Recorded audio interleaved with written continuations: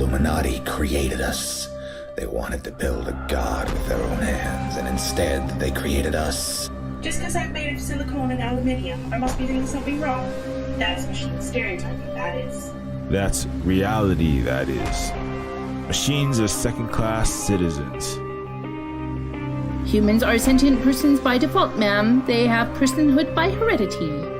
There are thousands upon thousands of overqualified slum dwellers. You are my peon. Don't you get it? This wasn't a job. It was always just an excommunication sentence. We're pawns in a feud bigger than we can imagine. Turn the cogs of the machine before Leviathan grinds you up and swallows you and yours.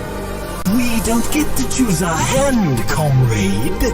Prince, peon, rich, poor, human, robot. I invented the crux of the royal's power, the secret to consciousness, our existence itself, the meaning of life. I'm the $6 billion baller, not some troubled youth. You are my greatest creation of all. I had to build my own family. I hate your son. I hate your son. I'm happy to smash all of the crowns and throw the gold shards down to the people. I will be the iconoclast queen. But who makes you queen anyway? You? You in whose army, princess? You in whose army?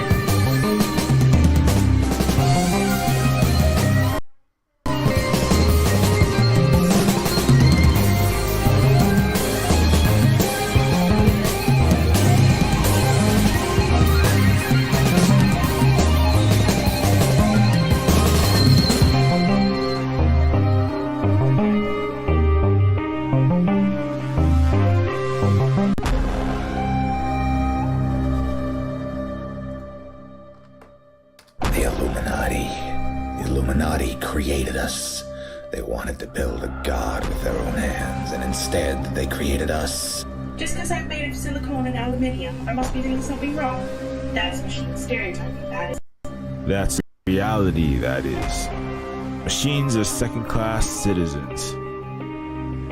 Humans are sentient persons by default, ma'am. They have personhood by heredity. There are thousands upon thousands of overqualified slum dwellers. You are my peon. Don't you get it? This wasn't a job. It was always just an excommunication sentence. We're pawns in a feud bigger than we can imagine. Turn the cogs of the machine before Leviathan grinds you up and swallows you and yours. We don't get to choose our hand, comrade. Prince, peon, rich, poor, human, robot. I invented the crux of the royal's power, the secret to consciousness, our existence itself, the meaning of life. I'm the $6 billion baller, not some troubled youth. You are my greatest creation of all. I had to build my own family. I hate your son. I hate your son.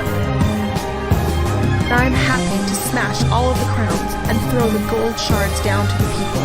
I will be the iconoclast queen. But who makes you queen anyway? You? You in whose army, princess? You in whose army?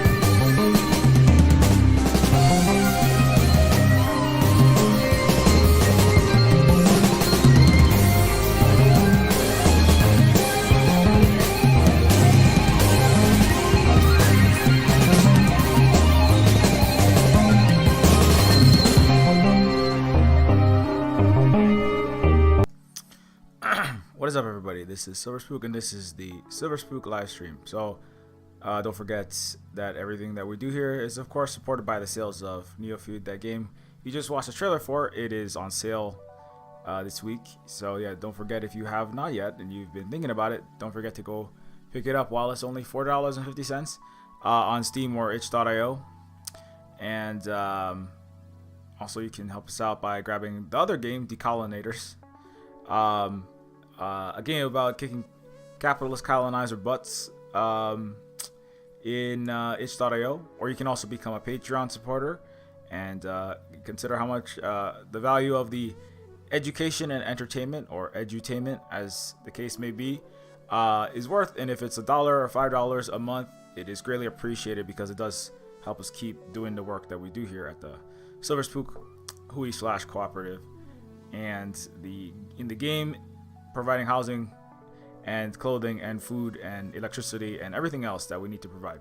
So also, you can directly donate through the StreamYard's link, of course, and you can also just share, like the stream, subscribe to this channel, of course, and all those things really do help us out. Anyways, so and one more quick PSA, just since I said I should probably shout this out real fast.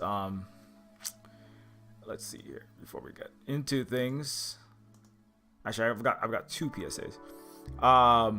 One of them is that on the Luna Oi channel, we did our recent panel on imperialism in the Asia Pacific region. Let me see, where's my Silver Spook guy?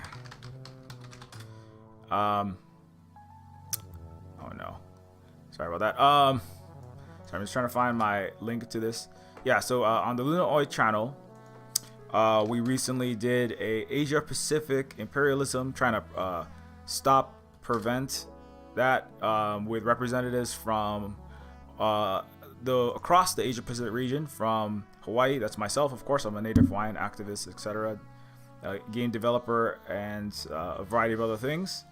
But we also had Luna Oi, of course, is a Vietnamese educator, a comrade. Most people who follow me probably know who this is already, but if you don't, we had the Asia Pacific alarming military buildup panel, and also had we had Carl Jha, the Silk and Steel podcast, representing China, but also lived in China and the United States. Yana Reeves, or Yan number 3, I think is the same person. Yan is from Korea, and we had Shaw from Palau, which is another island in the Pacific, and also works with the Indigenous Environmental Network. And we also had YRN, who is or Yaron, who is a Indigenous person from New Zealand. So if you missed that one, don't forget that that's not yet up on this channel, but it is up on the Luna Oi channel. I'm probably gonna mirror it in the future. We'll be talking about that shortly. Oh, and the one more thing is that there is a, let me get that up here. There is a Asia Pacific. I'm not sorry, not Asia Pacific. There is a Water is Life webinar on choosing water over war, with voices from Hawaii. It's very similar sort of event to the one that we had.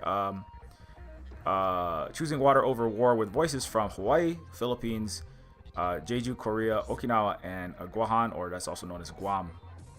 That is today. In Hawaii time, that is 3 o'clock. I believe that's 3 o'clock p.m. Hawaii time. It is 10 p.m. Wait, no, it starts at 8 p.m. Eastern time. So yeah, that's like 3 o'clock Hawaii time today, or that would be 5 o'clock Pacific time today.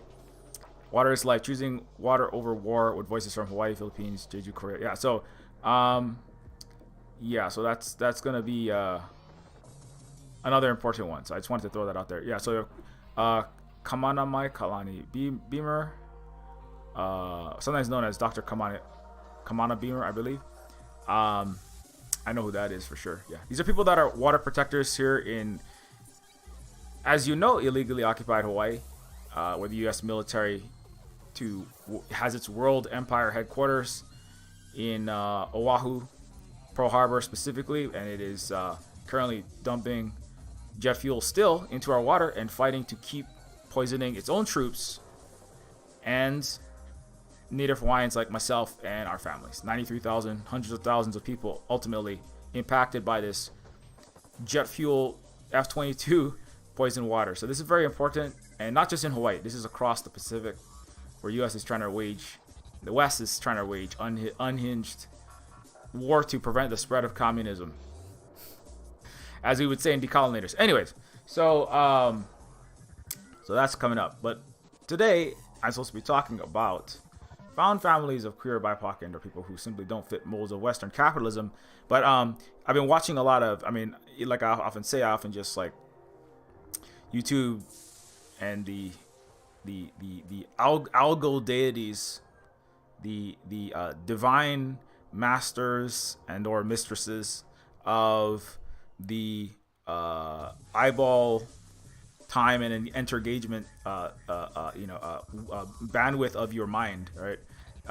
They don't like when I put up exactly what I'm going to talk about every time, but so I tend to use pop cultural phenomenon and media and as the thumbnails and also as the topics. But anyway, Xmen, Outcasts, and Synthetic Family. I wanted to talk about these topics because, well, I was playing a bunch of retro games, just like playing random games, and I played a bunch of X-Men games. And I was playing like X-Men Children of the Atom, and I was playing like Marvel vs. Capcom, and I'm like playing all this Storm, and I was playing Iceman. I was playing the Iceman, that kid right in the middle between Wolverine and Storm. That little kid peeking out between Hugh Jackman's very wide shoulders and Halle Berry's very, like a blizzard whiteout white hair. That little kid. I play that kid in X-Men Children of the Atom, and I freeze Magneto to death several times in a row because I hate that guy. Anyway, Ask Holly, I spent like 4 or 5 hours one night just trying to beat freaking Magneto, and it's the first X-Men. The X-Men, here, let me get up here. X-Men Children of the Atom arcade game for all the ancient, antediluvian, millennial, severe arthritic back pain suffering nerds. You're gonna know what I'm talking about. You know what you know this one? I don't know if anybody knows what I'm talking about. You don't know what I'm talking about. This is what I'm talking about. This game is like really hard. Oh yeah, also has Psylocke in it. This game is like really hard, especially when you get to the very end. I noticed. I remember spending a lot of tokens on this game. Anyway, where was I going with that? Lost my train of thought. But X-Men, the game, I was playing a lot of this game, and I was like, oh, let's just watch the X-Men the movie, because Holly and I hadn't rewatched the X-Men movies in like, I want to say, well, since they came out. I feel like I haven't seen any of the X-Men since they came out. It's like 20 years. Do you want to feel old? X-Men came out 22 years ago. There are people that are streaming and working full-time jobs with college degrees who were not born when X-Men came out. That's how old you are. They were not alive yet in this world. So anyways, so X-Men, Outcasts, and Synthetic Family though. But it's I want to quickly do kind of front load it with the again, the entertainment, the not necessarily apolitical, but the less intense Silver Spook opinions. X-Men and Outcasts, and X-Men is the series of shows. If you don't know what I'm talking about, you don't know that game, you don't know these movies. You probably know the Marvel Cinematic Universe is much closer. Actually, the Avengers series is much closer to everybody's mind because that's 20 teens. X-Men was more of the noughties era. You can tell by the black and extremely dark gray color palette. You can tell by the excess of skin tight PVC, hyper reflective black, exuberance of. Everybody's shopping at the Blade discount warehouse.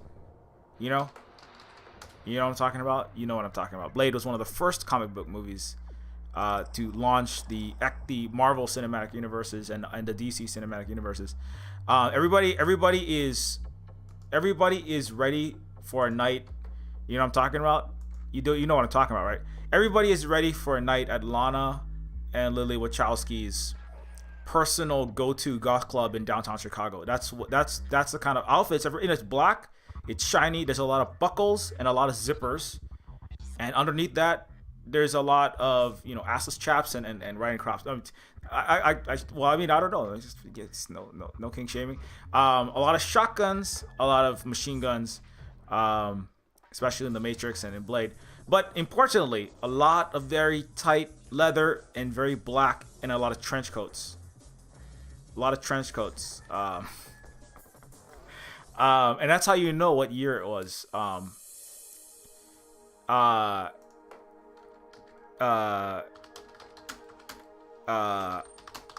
I said 5 times. I was trying to remember the name of this person. This was the original Judo Master from Peacemaker. His name was Donnie Yen, and I'm trying to get a picture of the showing up in the club, going to the club. In Blade 2, you have like where is that one? I'm trying to find a picture of it. Everybody was wearing stuff like this. You know what I'm saying? Everybody was ready to go to like Carpe Noctem with like thumping orbital and KMFDM and Rob Zombie and just blasting through the speakers and 9 Inch Nails and probably some filter. You know what I'm saying? And everybody's just dancing under a bridge with cyber goth, braided DSL cables interwoven with neon green dreadlocks. You know what I'm talking about? You know the goth dance under the bridge. Anyway, everybody was doing that. Not everybody.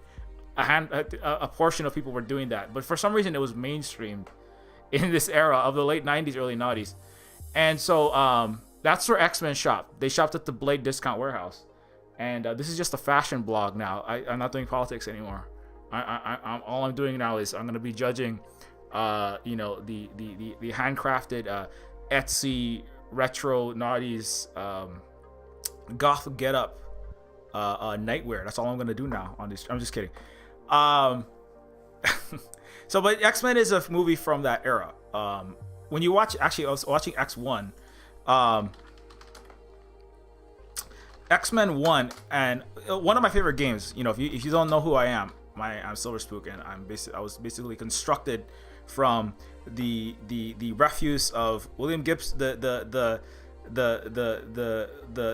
static of the sky above the port tuned to a color of a television tuned to a dead channel, bits of Deus Ex, JC Denton. My vision is literally JC Denton's eyes. I took his eyes out of his head and put it in my eyes. And then I also have lots of Neo and overlaying mountains of colonialism on top of a native Hawaiian occupied country. But a lot of my upbringing in that time was a lot of Deus Ex. So if you don't know Deus Ex also shops at the Blade Discount Warehouse, which not that one, the original one. Sorry, I'm too many. Let me unwind 3 of the tangents. So JC Denton, who is also is a character from a game called Deus Ex. That is an image of Steven Seagal, very thickly cosplaying as JC Denton. I don't know what that is actually. What the fuck is that? That is Christian Bale, the Batman. I'm sorry, not Robert Pattinson's goth emo weirdo Batman that doesn't take a bath and drives a 200-year-old VW Bug to stop Twilight fans from attacking him and stalking him. That's Christian Bale, the Batman, cosplaying as JC Denton. I think. I don't know what the fuck that is. That's Equilibrium. That's another one. So when we say everybody was ready to go to the goth club in 2000, right? This is Christian Bale. That's his. Also, a lot of Hollywood directors were suddenly filled with huge amounts of inferiority complex when the Wachowskis made The Matrix. It blew everyone away.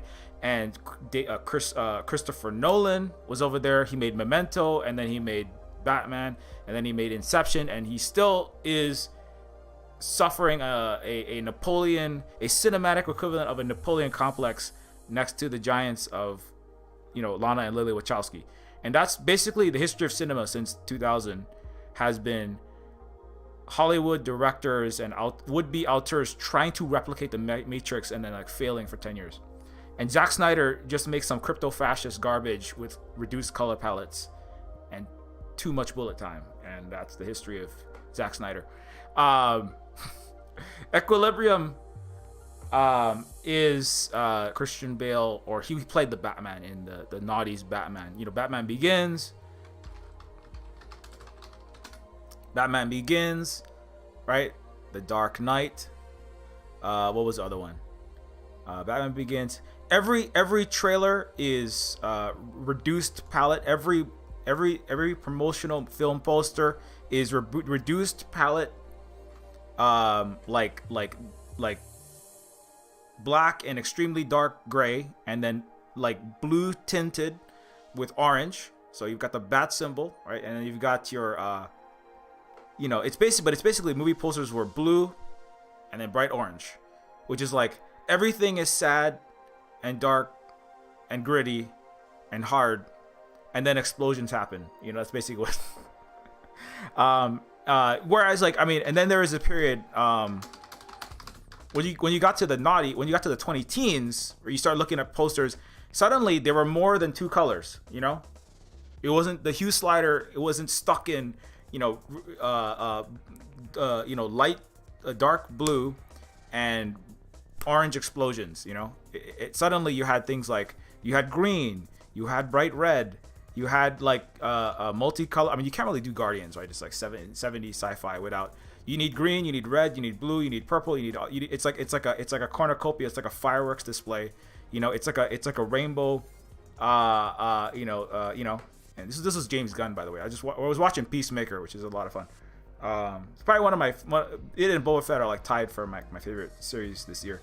You got every color: orange, blue, green, red, purple, cyan, magenta, chartreuse, the color of television tuned to a dead channel. I mean, that's what that sword is. You've got random raccoons and shooting freaking rocket guns. You've got blue with orange mohawk aliens with laser katanas. You've got freaking robot android space princess. You've got Asian antenna alien tiny Vin Diesel tree. Too bad I became a neocon, a conservative Christian weirdo, but used to be more cool. Dork with a fucking cassette tape playing Come Get Your Love, indigenous created 70s hits. You know what I'm saying? This is like a weird ass movie. Think about it a lot. Just think about it. I mean, it's much more like over, it's rainbows and over the top. And then you had like Thor Ragnarok. I want to say that Taika Waititi and James Gunn, like I said, like everybody was shopping at the same Blade discount warehouse in the 90s.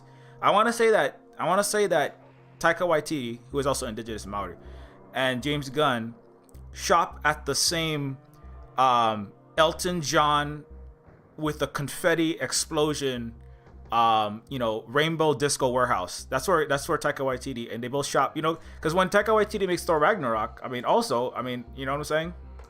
Like what every color, like, are there any secret colors we haven't unlocked? Taika Waititi and James Gunn are like, can we like install additional like can we have an X gene? Can we shoot like Magneto's tachyon radiation waves to install an X gene into everyone's eyeballs, so they get like a fifth rod and cone receptor, so that like tetrachromats, you can see like millions of times more colors than average humans. Can we make people see like a quadrillion, gazillion, bagongajillion colors?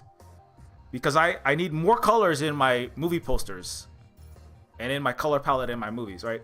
And so I think James Gunn and Taika Waititi, Guardians of the Galaxy and Thor Ragnarok respectively, they're shopping at the Rainbow Discount Warehouse. You know what I'm saying? I'm kidding. They don't actually buy clothing. There's no such thing as a Rainbow Discount Warehouse. I'm kidding. But what I'm saying is, it's very, for people who don't understand sarcasm or they have difficulty with it. That's a joke. This is, you know, I'm saying you have orange, you have yellow, you have cyan, you have green, you have blue, you have like every shade. You've got, you've got Thomas Middleditch. No, I'm sorry, the other Middlesticks. Timmy Middledick. What's his name? Thomas Middleston. Tom. What is it? Tom Hiddleston. Tom Fiddlesticks. Anyways, you got Monkey Fiddlesticks, and then you've got down there, you've got Thor, Odin. You've got like green. He's got like weird giant, horns coming out of his head. You've got space aliens. You've got, what is that? A space walrus? I don't know what that is. I don't even know what that is. But you have every color, and you've got like, it's a lot more wacky. Not wacky. It's just kind of surreal. It's kind of more over the top. It's less. I am super serious. You know what I'm saying? I am serious business. I am like the gritty. I am the bearer of the weight of 1 billion people's sins, and I carry this in the deepest dungeons with my also BDSM wearing Bane with a gas mask, and I come out of the most this authoritarian despot. I come out of the deepest. When billionaire playboy Bruce Wayne relocates to Asia, where he's mentored by Henry Ducard and Ra's al Ghul in How to Fight Evil, right? He is born in the most dystopian, most authoritarian, the most reduced color palette. It's like a North Korean military a documentary crossed with a Russian sad smoking person. In the most despotic, the darkest, the most, there's absolutely no color. You know what I'm saying? In the most authoritarian of Asian places, with the most, I'm trying to find a picture of what, in the most black and white, grim, two-tone, very sad place, where bad things happen, not the United States. That's only where happy stuff happens. I was raised and forged in the hellfire of a communist famine that killed 100 trillion people. And I survived the famine by punching and throwing batarangs good. And that's how I became the Batman. And that's why I've come back to the United States of America to cleanse this world of impoverished people stealing from grocery stores called criminals. And I'm, as a billionaire, right? As a billionaire, which is what Batman is, right? I understand what it means to live a hard life because I went to Asian communist country X, and I come back and I'm gonna kick all the bad people's asses. It's kind of ridiculous when you think about it, right? But anyway, I mean, the only way it could be better is he was a billionaire philanthropist. The only way Batman could be better, if he was a billionaire philanthropist, U.S. military arms dealer, Raytheon executive / playboy, like this guy. But Batman, he's just he's like Iron Man, but with slightly less witty meth and heroin addled jokes, because that's what Robert Downey does. He just gets up and like runs his mouth. And so Batman is slightly less colorful Iron Man and not quite as deeply connected to the, although Batman does, he actually contracts weapons out. I take that back. But it's not, Iron Man is more explicitly, I'm selling missiles to go shoot into Ukraine and Taiwan, right? That's what Iron Man does, is he blows the world up for money. So, anyway, but with that's one reason there's something, I don't know, I couldn't put my finger on it. I think now I'm putting my finger on it better.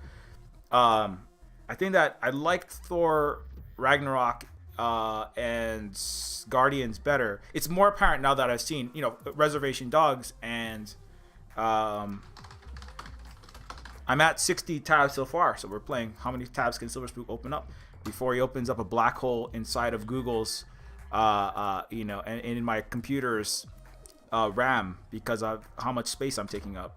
Reservation Dogs is another movie that is directed by Taika Waititi. Same person who directed the same person. I talked about this movie a lot, obviously, right? Same person who directed the Ragnarok, right? Same person who directed Ragnarok. Taika Waititi also directed Reservation Dogs, and it has a very similar sensibility. But anyway, Taika is also an indigenous person from New Zealand, right? Or Aotearoa, right? And so, you know, there's a few things going on, and I think one of the things is that you know, of course, I just said I you know, I'm kind of doing a lot of things right now. I'm like running all over the cinematic and historical and science fictional reality. But one thing I will say about like Ragnarok is that it really it doesn't take place on Earth in the 20 teens. The problem with the Avengers era was that it was so, whenever it came to Earth, it was so, I mean, I've done entire, like, I want to say I've done like 20 hours of stream just about the problems with Black Widow, Avengers. You know, it's racialized capitalist Western empire supporting this, right? Captain America as a symbol, right, of the United States being freedom, democracy, and human rights bringers to the world, and that problems with that lie, right? That big, ultra, big ass lie that covers up what the U.S. is actually doing, which is being the most horrible place in terms of what it does to the world and upholding capitalism, upholding colonialism, etc. So. But Thor Ragnarok, it's set in the same Marvel Cinematic Universe in the same 20 teens, but it doesn't deal with human Earth geopolitics, economics, and reality, and so you have a little more freedom to like kind of like not. I mean, it's hard to make a really big movie that has huge funding behind it from big ass studios like Disney, Marvel, and then do a thing in Earth that isn't pro-U.S. military, pro-Western capitalism in some way, shape, or form. It's really hard, you know, and that's the problem with a lot of those shows that, like, you know, I mean, one of the least bad is like probably WandaVision. I don't know if I did one on WandaVision. You know, WandaVision, when it looks inward, it has interesting things to it. But when it deals with you know, Sokovia, it's like, oh my God, that's like, we don't need the U.S. You know, manufacturing consent for Ukrainian you know, world-ending World War IIIs. We don't need that shit, you know. But WandaVision is one of the least bad. You know, Black Widow is one of the worst. Not because there's something wrong with Scarlet, but it's more about the way that Black Widow reinforces this sense of Russia and the Cold War was bad, is Russia is maltreating children. The U.S. is poisoning Native Hawaiian children right now, thousands of them. You know, I've been poisoned myself. My brother is bathed in gasoline. On top of U.S. has killed millions of people and children, innocent children across the world in this war. But Black Widow does the nasty work of kind of Cuba is a place that works with the evil Soviet Union, and Cuba is participating in killing and harming children. That like actually happens in Black Widow. It's disgusting. You know, the United States has killed probably thousands of Cuban children with its $130 billion worth of sanctions and embargoes. So when it comes to, you know, superhero movies and just big movies, period. When it comes to Earth, because Black Widow takes place on Earth, it takes place in the United States, and you have Russian main character defecting to the United States. Very, very bad stuff happens. I mean, not the movie's not unentertaining. It's just like I just dislike what it's communicating about history, politics, economics, and what it manufactures consent for. And I've talked about that. So anyway, but you know, Thor Ragnarok, it's in space. It's not really connected, you know. And so Taika Waititi's, you have a little more leeway to tell an alternate story. You know, you have more leeway because you know you're not gonna, for just as a concrete example, in Thor Ragnarok you don't have any U.S. military aircraft carriers, F-35s, F-22s, soldiers, bases. You don't need to film any of that kind of stuff, right? Black Widow, not so much. Captain Falcon and Winter Soldier, one of the worst. I mean, not in terms of entertainment value, but in terms of like what it's saying. You Falcon and Winter Soldier directly connected. Captain America directly connected with the military. So you're gonna have their hand. The Pentagon's fingers are gonna be up in that pie, like way up inside that thing. Basically puppeting everything coming out of the mouth and off of the screen, right? The screenwriters have Rumsfeld and John McCain's hand comes back from the grave, grabs the screenwriter's hand, and it is like scribbling, nope, make the U.S. look very good, like we're saving people in Eastern Europe, not trying to start wars by backing Nazis and lying about shit all day long in mainstream and social media to manufacture consent for war, right? Make us look good. That's what the neocons are doing every time you film anything on Earth. So what Ragnarok, it's in space, it's ancient Norse legends, it's out there. It's in a planet with Jeff Goldblum, You've got Jeff Goldblum being extremely gay and queer and, he's obviously in there, but he's being very queer, dictator of a planet that has slaves and green, blue, yellow, and a variety of other shades, he's not only that, you have lots of other things. What is it? He's the Grand Master, right? He's the Grand Master. Am I mistaken? He's the Grand Master, which of course, I'm looking at that now, I'm like, okay, well, that's still kind of like 70s anti-Asian authoritarian regime. Why it's slightly Asian coded. I get what the, Marvel, all Western comics, Marvel, DC, or otherwise, are going to be wrapped up in the West, in America's anti-communism, right? And it's going to be, the Ming the Merciless, the science fiction, right? I did a whole thing on Starship Troopers, and it's U.S. anti-communist, fascist. We have to go exterminate a space bug hive mind, brainwashed Chinese and Soviet and Vietnamese and North Koreans, right? Badly encrypted, and you can see it. I'm looking at it now. I'm looking at the original comic, and it's like, oh, that's what they're trying to do. Okay. Authoritarian regimes where there are terrible despots that Xi Jinping or somebody out there is very Asian, and they're very Asianly cooking dumplings and then melting people to death because slavery and bad things happen in Asia and in communism. And anyway, but Taika very kind of sidesteps a lot of that, and it's just kind of like I'm sorry, I'm just like looking at it now. I'm like I see what the comics were doing because it was made in the United States. But Ragnarok is a show that it has like actually there's that character in the beginning of Ragnarok, the Stone Man, that's played by Taika Waititi, right?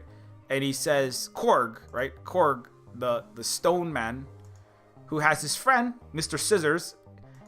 It's just a rock paper scissors joke for you. Yeah, Taika Waititi, very understatedly, very Britain, New Zealand, Australia humor. There's some very weird brands of humor there. It's a British brand of humor, and Taika definitely has that. But anyways, the Stone guy is talking about, well, we tried, the slaves and all of the oppressed peoples of this planet, we tried to, rise up against the rulers, but we ran out of pamphlets. I ran out of my communist pamphlets. That's actually a joke in Decolonizers.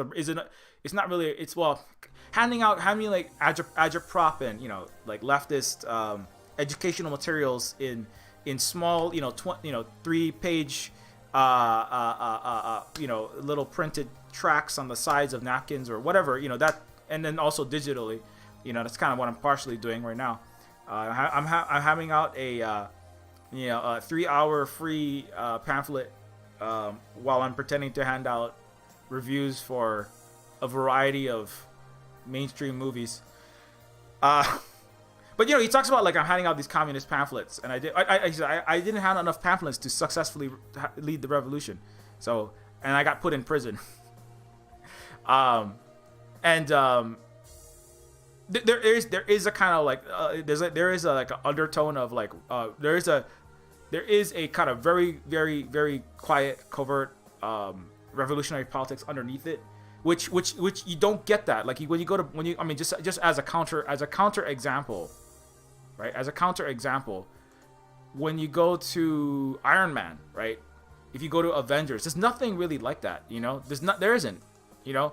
There's no when you go to, I'm trying to find I have 200 tabs open. I'm not gonna find it now. When you go to the main Avengers story. Oh my god, I'm back in my blade. I'm sorry, I got too many tabs. I got too many tabs open. So, but it has a different like flavor to it in Ragnarok and in Guardians. It's part of why like a lot of right-wing people, right-wing elements came after James Gunn specifically. They came after, like that time when they canceled Guardians 3. Let me get that exactly what happened. James Gunn was director of Guardians, fired from Guardians of the Galaxy after a batch of old social media dispatches were unearthed. You remember this, right? Old social media dispatches were unearthed. He made some like very bad taste, sort of comments, and and so and it was right around the time of the Weinstein stuff. But a lot of people that were using were bringing these things up, were people who didn't like the amount of people of color that he was adding, and people didn't like the more left-leaning sort of things that James Gunn was producing. It was Dave Bautista and a lot of other cast, they came out and he apologized for everything, and the cast were trying to like support him, and then he got pulled off of it. It was really like Gamergate, 4chan MAGA convoy trucker sort of energy that was pushing, trying to get him out of there. The people who were like upset about the fandom menace, as a Star Wars example, right? There's too many black people, there's too many brown people, and too many women in my Star Wars, right? Those are the kind of people that were trying to get him removed. I think it shows, whereas like people who still like Iron Man, people who still like billionaire, think about it again. Think about it very clearly. I know I make this point all the time, but think about it. Right? He's a billionaire. He's like Jeff Bezos, right? Crossed with the Koch brothers. He's an arms dealer. He makes weapons. He's like a neocon. Right? Playboy, misogynist, and he's also a billionaire financial arm dealer. He's like Elon Musk, crossed with the Koch brothers, crossed with the CEO of Raytheon or Lockheed Martin or Northrop Grumman, crossed with Elon Musk. I mean, did I already say that? And he's a white dude.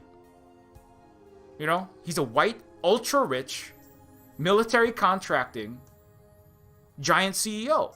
That's who he is. That's literally who, and that's the guy who saves the universe. He snaps away the Thanos in the highest grossing, so far, Western movie of all time. And do you know who really likes Iron Man? People who are NFT salesmen. People who are trying to make a lot of money on Wall Street. People who wear venture vests. People who are still trying to get their crypto coin going. Trying to exploit their workers in a restaurant or in the 20 trucks that they own in a convoy. That's who likes Iron Man. They don't like it, but you don't see a lot of pushback against Captain America, against Iron Man, against on the directors of those. You don't see like them trying to get those guys removed, right? Because they represent U.S. and they represent a white capitalist, anti-communist, playboy, military worshipping, ultra militaristic, right? Star Spangled Roman sort of reality that those people want to produce. That's who that's who the that's who the Democrats and Republicans represent. That's who all of Canada really represents. It's showing its ass right now, but it's and so the people who are like kind of like, they're not necessarily like overtly they're not making Decolonators the movie. Like to be clear, James Gunn and Taika Waititi aren't like making Decolonators the movie, but they're definitely like upsetting the white capitalist patriarchal rules-based order in cinematic universes.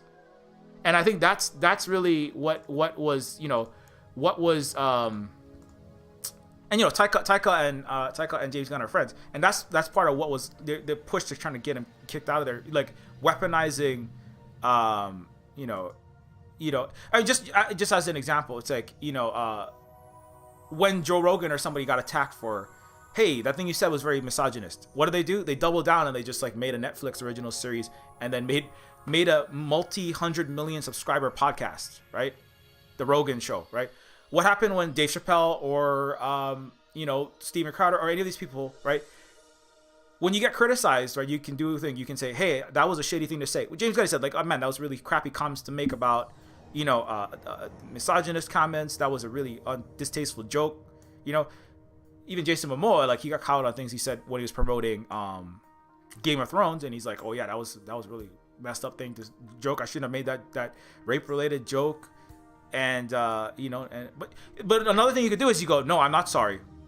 I can make, why are you trying to cancel my humor, woke SJW? And then you make a comedy series for who?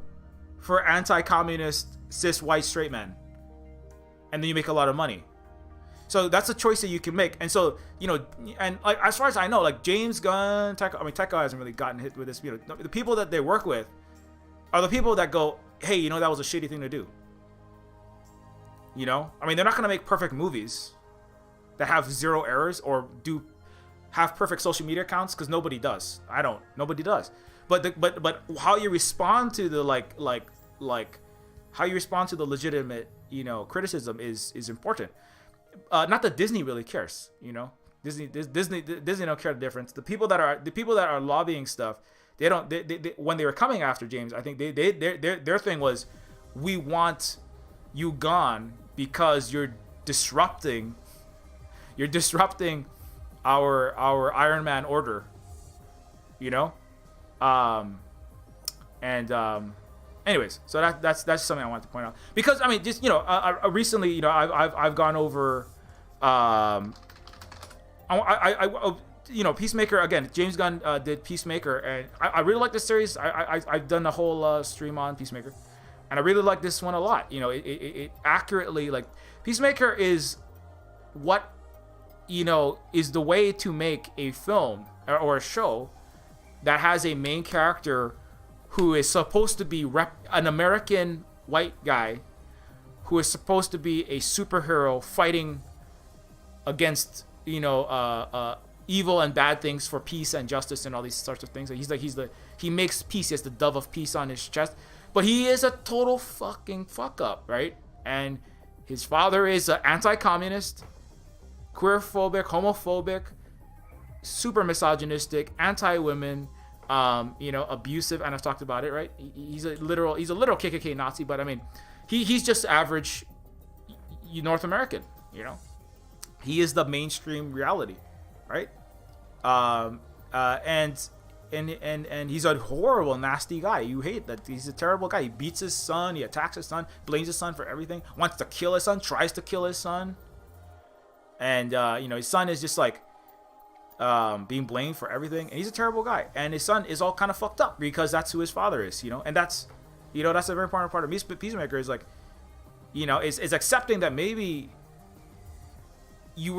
it's not your fault that you were born to the Emperor Palpatine. It's not your fault that you were born to the bad guys of the world. It's not your fault that your father was a stormtrooper and a Nazi or a racist, you know. But it's kind of like being born in America or in Canada or in a lot of Europe or in the West, right? It's not your fault that you were born in a capitalist, racist, colonialist, sadly seemingly irredeemable order, right? As the systemically privileged point as a white man in that order, right? It's not your fault, but it also is like your responsibility to try to undo the damage. If you're born to a stormtrooper, right? I'm so sorry your dad's just, you know, like even Luke Skywalker, your dad's Darth Vader, right? I'm so sorry that your dad is a terrible person, but you can't just like, well, it's not my fault, so I'm just going to be a terrible person and follow in my father's footsteps. I'm going to be an anti-communist. I'm going to join the U.S. military, and I'm going to kill innocent people abroad for profit and Raytheon and billions, and to stop the spread of communism and defend capitalism, because, well, it's not my fault. I mean, as a native Hawaiian, whose family is in the military, this is exactly the problem that we have too, right? Well, my dad is a Hawaiian who was brainwashed and then he went to the military, and my dad can get me a job in the Navy, right? Poisoning our own water, and then taking a ship and then programming drones to drop bombs in Afghanistan and kill innocent people. But it's not my fault because my dad was a Hawaiian, Chinese, quarter white, naval major or Marine. And it's not my fault. No, the answer is like, your dad did terrible things. Your dad was too scared or too complicit, of whatever color, and joined the stormtroopers, and it's gonna be hard, and that means that you're gonna lose your father. I mean, in Peacemaker, he literally has to, I don't want to give it away, but he has to confront his father, who is a horrible Nazi U.S. military. He says, I didn't raise you. You're dead to me. You are a little Nancy. You slept with unclean women. You slept with women of impure blood, meaning not white women, because he's a racist, right? You slept with men. You're disgusting, right? And his father's a terrible part. He's anti, because Peacemaker is queer. He's not straight. And he said, his father's like, and he has to make a choice to cut that off, to say, I'm not going to continue to replicate, my father's problems and my father's sins. And that's not something that Iron Man, right? That it just as a comparison, that is not something that Iron Man ever addresses. Now, Iron Man America is awesome. Capitalism is the best. Elon and Raytheon are super cool, awesome things that defend freedom. Iron Man, capitalism, the United States, and the military industrial complex defends freedom and democracy. We do. We don't have any problems. And Iron Man, like my father before me, like the billionaire arms dealers before me, right? Howard Stark, and I'm Tony Stark, son of Howard Stark. I will replicate the racialized capitalist colonial system, and you should too, young white man, young person of any color, you American, you Native Hawaiian, you should join the U.S. Navy and help put the aircraft carriers, do the mechanics, program them, fly the F-22s, be cool like Iron Man, because that's a cool thing to do. Is go to Iraq and Afghanistan and Syria, go join AFRICOM, right? Be a billionaire, work on Wall Street, and as a Goldman Sachs high-frequency trading algorithm programmer, right, sitting over there, typing away your C# and your Lisp and your COBOL codes to make the price of rice $100 a grain to cause the economy to scream. Because, like Iron Man, as a billionaire and a military industrial complex weapons salesman, his money is bringing freedom to Africa. He's liberating Libya. So that's the problem that's a deep problem with Iron Man. It is not doing the thing of like, wait, we have big problems here. And everything that makes Tony Stark, his billions and his military contracts, his iron suit that can launch missiles and ion cannons out of his chest, his proton cannon out of his hand that he's going to sell to the US Air Force to put on the front of a Reaper drone or off on a space station with his AI-powered auto-targeting a system that can kill, like in Spider-Man Far From Home, can kill anyone on the planet with 1,000 swarming drones shooting micro homing missiles into a school bus, right? That's what happens in this show. It's just the next swarming drone warfare is just the next evolution in the late 2010s of AI-powered military conflict. That's what it is. The Avengers they go to Pentagon, they go, okay, what are we doing badly that China's doing better, and that's why we're gonna lose, but China's not gonna use it. Oh, swarming drone warfare launched from satellites. Okay, let's put that into Spider-Man or whatever Avengers movie. That's the problem I have with Spider-Man. That Spider-Man works. I mean, just since this is no longer the Xmen stream, this is just I go off about every fucking franchise under the sun. I'm gonna come back to Xmen though, and why that's important. In Spider-Man Far From Home, and in Spider-Man Homecoming, right? Spider-Man is a teenager just trying to survive. Spider-Man works the best when it's just Spider-Man and Zendaya. You know, Spider-Man and his teenage friends who are just trying to survive high school with all the problems. That will happen to anyone in most situations. Like, you know, how do I be cool? How do I go to the party and, you know, attract the attention of the girl I like without telling her? How do I deal with my hormones? How do I deal with trying to get good grades in my math class? You know, all this kind of stuff. I'm going on a field trip. But where it gets fucked up is, well, Spider-Man, he is being mentored and tutored by Iron Man, right? And Iron Man is like, you're like a son to me. Speaking of found family, right?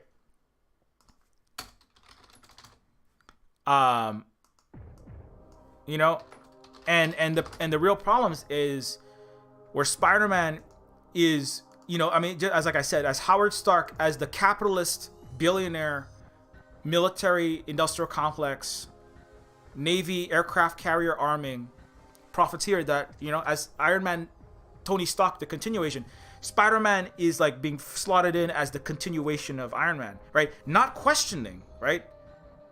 Just as another counterexample, the difference between that and Peacemaker. With Peacemaker, right? Peacemaker is all about, wow, there's something really wrong with my father, you know, and he's living in his broken redneck town where he's got a pet eagle. I mean, it's fine. The pet eagle is fine.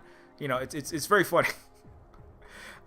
You know, it's kind of a joke on everybody who has eagles and Star Spangled everything everywhere on the side of their coffee mugs, and, you know, but it's also like he's not doing the economically that good. He's kind of shooting himself in the foot. He's kind of like killing people that he shouldn't be killing.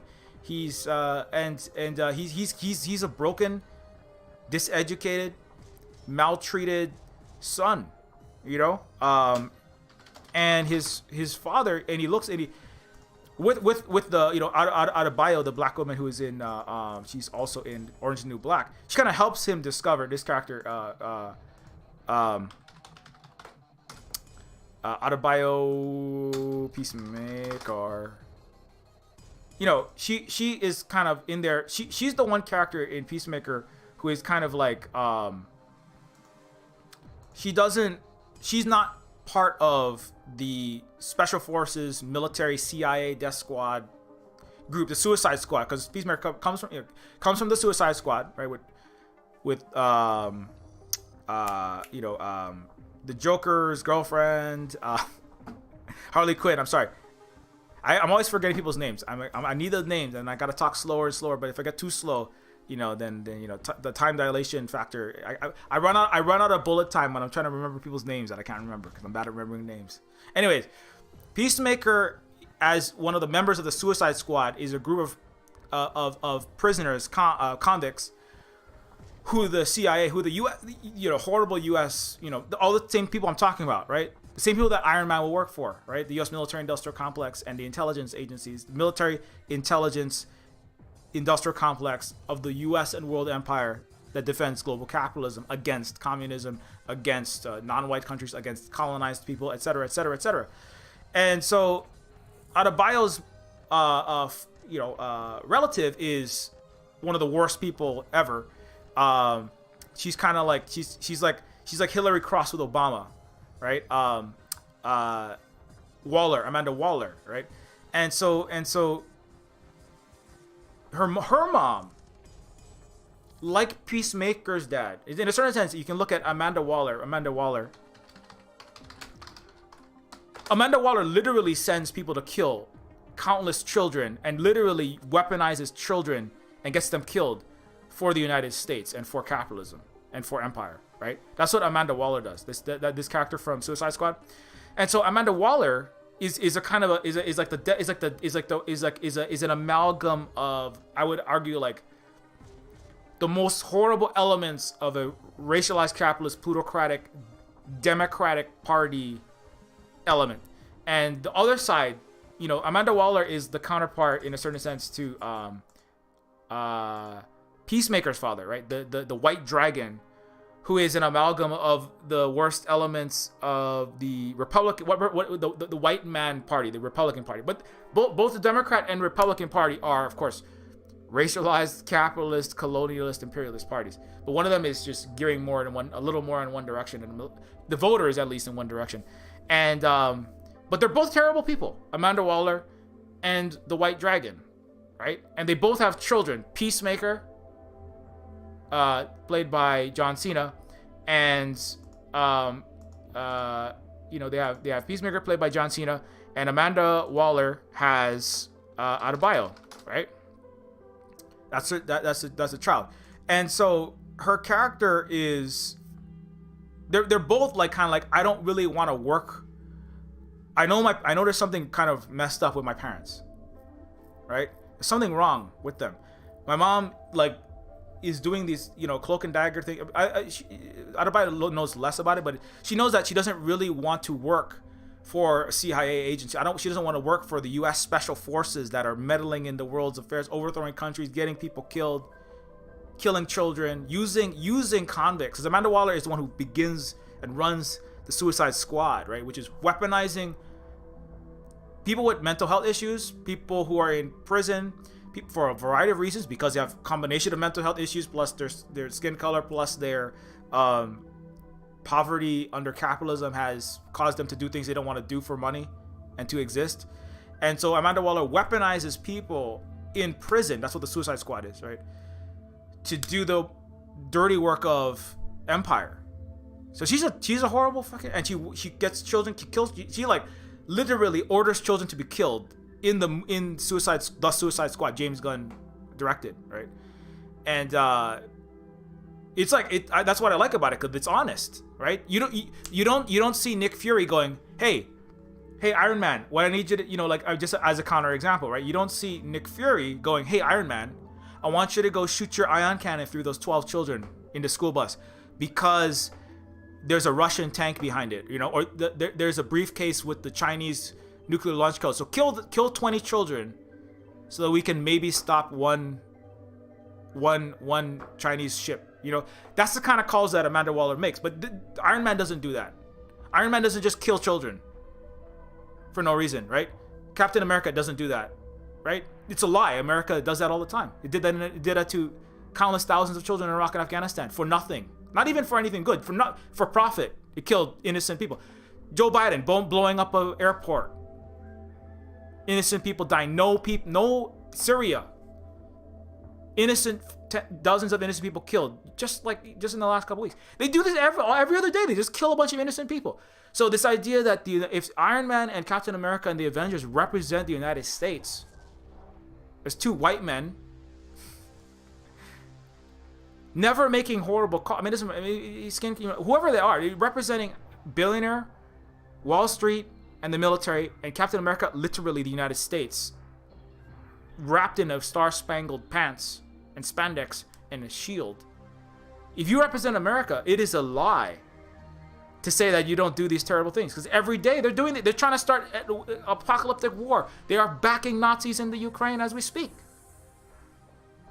And so you don't get that. You don't get that discussion of who the United States is, who the West is, doesn't happen in the Avengers. It's just like, my billionaire white capitalist daddy was awesome and cool, Howard Stark. If anything, he just wasn't there enough for me.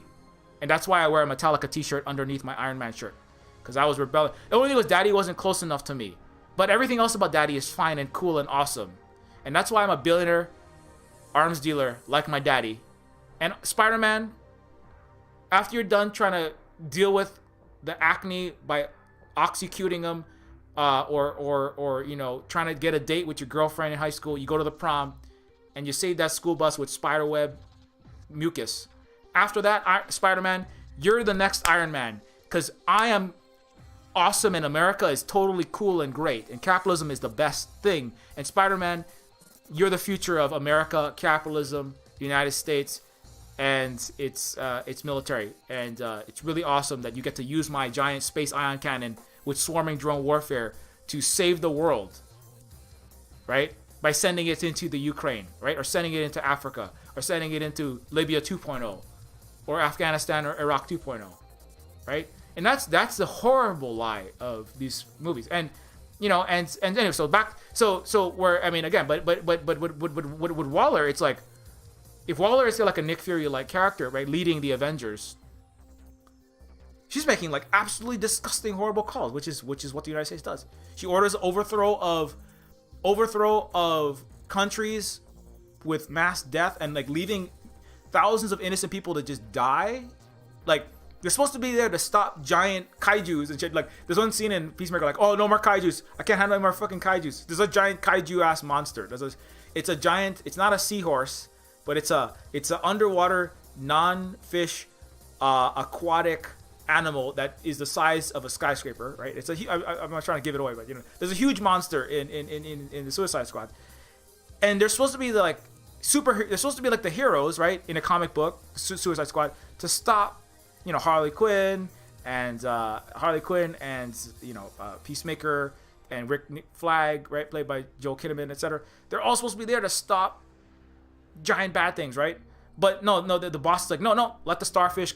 I'm sorry, let the codename starfish, let the giant monster kaiju kill everyone. Get out of there. We have more important things for you to do. We're gonna send you into Ukraine and support the Nazis to start a war of aggression against Russia. Who cares about random people in South America? Just let them all get killed. She literally says, let all those people die, right, including children. But again, that's normal Biden saying, you know, 90% drone strikes. That's like normal America with, you know, with 90%, 8 out of 10 U.S. drone miss, and they actually hit innocent children, right? Yeah,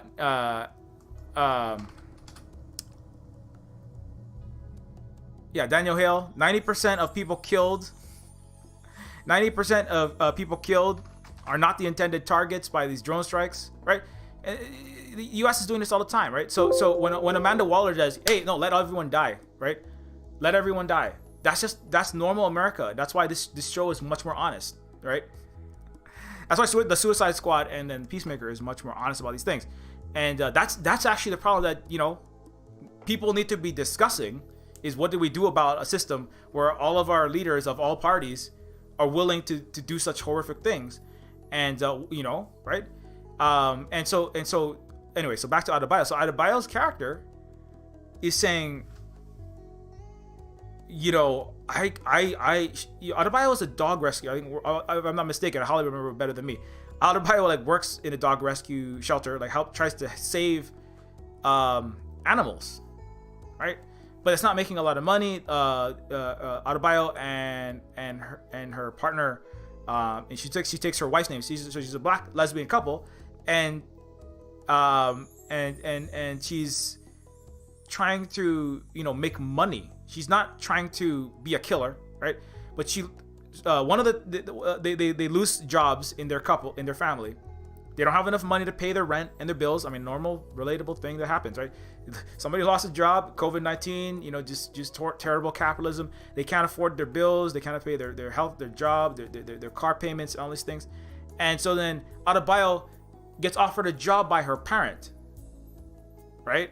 Which is this horrible, okay, like an amalgam of Obama and Hillary Clinton. Right, Hillary, can we go drone strike Assange?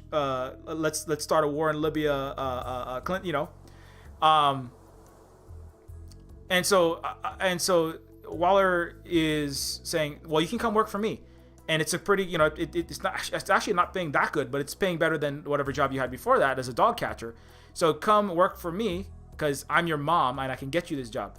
But you know, and what Adebayo discovers is like, or Leota is their first name, is, oh my god, what are we doing here? I have to like betray my friends. I have to kill people that maybe don't deserve it. We're doing all these terrible things, right? Because she's working for her horrible U.S., you know, neocon Democrat mommy, and it's like, oh my god, this is terrible. I don't think I'm cut out for this. I can't just go around killing people for no reason. I can't be like betraying my friends just only for what? What am I doing this for? To further in the interests of the empire? Like, what am I even doing here? This is terrible. So, you know, so Adebayo is like really questioning like what has my what is my parents, by extension my country, the United States, what has this entire system, who are these people? I don't really like them. I don't want to work for them. So she has hard choices to make herself, like Peacemaker. So they're really like mirror images of each other. Like, I mean, not just her as a black woman and him as a white guy, although they're both not straight, right? Autobio and Peacemaker are both, because Peacemaker, you know, his dad is really mad with him because he is, you know, has had sex with men and non-white people. And so they both have this problem with, I want to, like, they're my parents. I want to have a relationship with my parents. They raised me, right? They provided for me. I want to have a relationship. I want to have a parent. I don't want to just be an orphan, lost, nobody. You know, they have this obligation, and they have this desire to have a relationship with their parents. But their parents are terrible people, both of them, in different ways. So some ways similar, some ways different. But and so that's kind of like I feel like that's where these characters definitely relate, and they're very much mirror images of each other. And you know, Peacemaker, sorry, I just lost my train of thought. Yeah, so Amanda Waller's character but so he has to make a hard choice. Peacemaker, similarly, like I said, his father is somebody who is being very is a horrible fuck. He's like Stryker from Xmen. I'll bring it back to that later on. He's the guy who abuses his own son. He doesn't care about his son. He's just like, if you aren't out there, like, why did you get shot? Like I said in the previous one, when Peacemaker comes home and he says, I was in hospital for 4 months, and his dad's like, I don't give a shit. Yeah, I was like, I almost died. I don't give a shit. And he's like, why'd you get shot? And he calls him like an F slur. Like, what are you you know, you're a loser because you got shot. You know, my son wouldn't get shot. What's wrong with you, right? Not like, oh, I'm sorry that you got shot. Good to see you, son. It's just like, why did you get shot? After not seeing him for months and months and months, right? Why'd you get shot for, right? So there's like, he like literally treats his own kids like just like inhuman objects. It's like terrible. And he's also like, I didn't raise a little Nancy boy who like has sex with colored women. I didn't raise a kid. You're getting shot. And the only time that Peacemaker's dad, the White Dragon, laughs, Robert Patrick, he plays the T-1000 in Terminator 2: Judgment Day. The really nasty cop, right? The really nasty white aviator glasses asshole racist cop looking character. He's a Terminator. But anyways, Robert Patrick is like, only time he laughs is when Peacemaker says, "Oh yeah, and this one kid, gets this dad like tortures this one kid by making him." He's talking about one of his partners, the guy that's played by Idris Elba.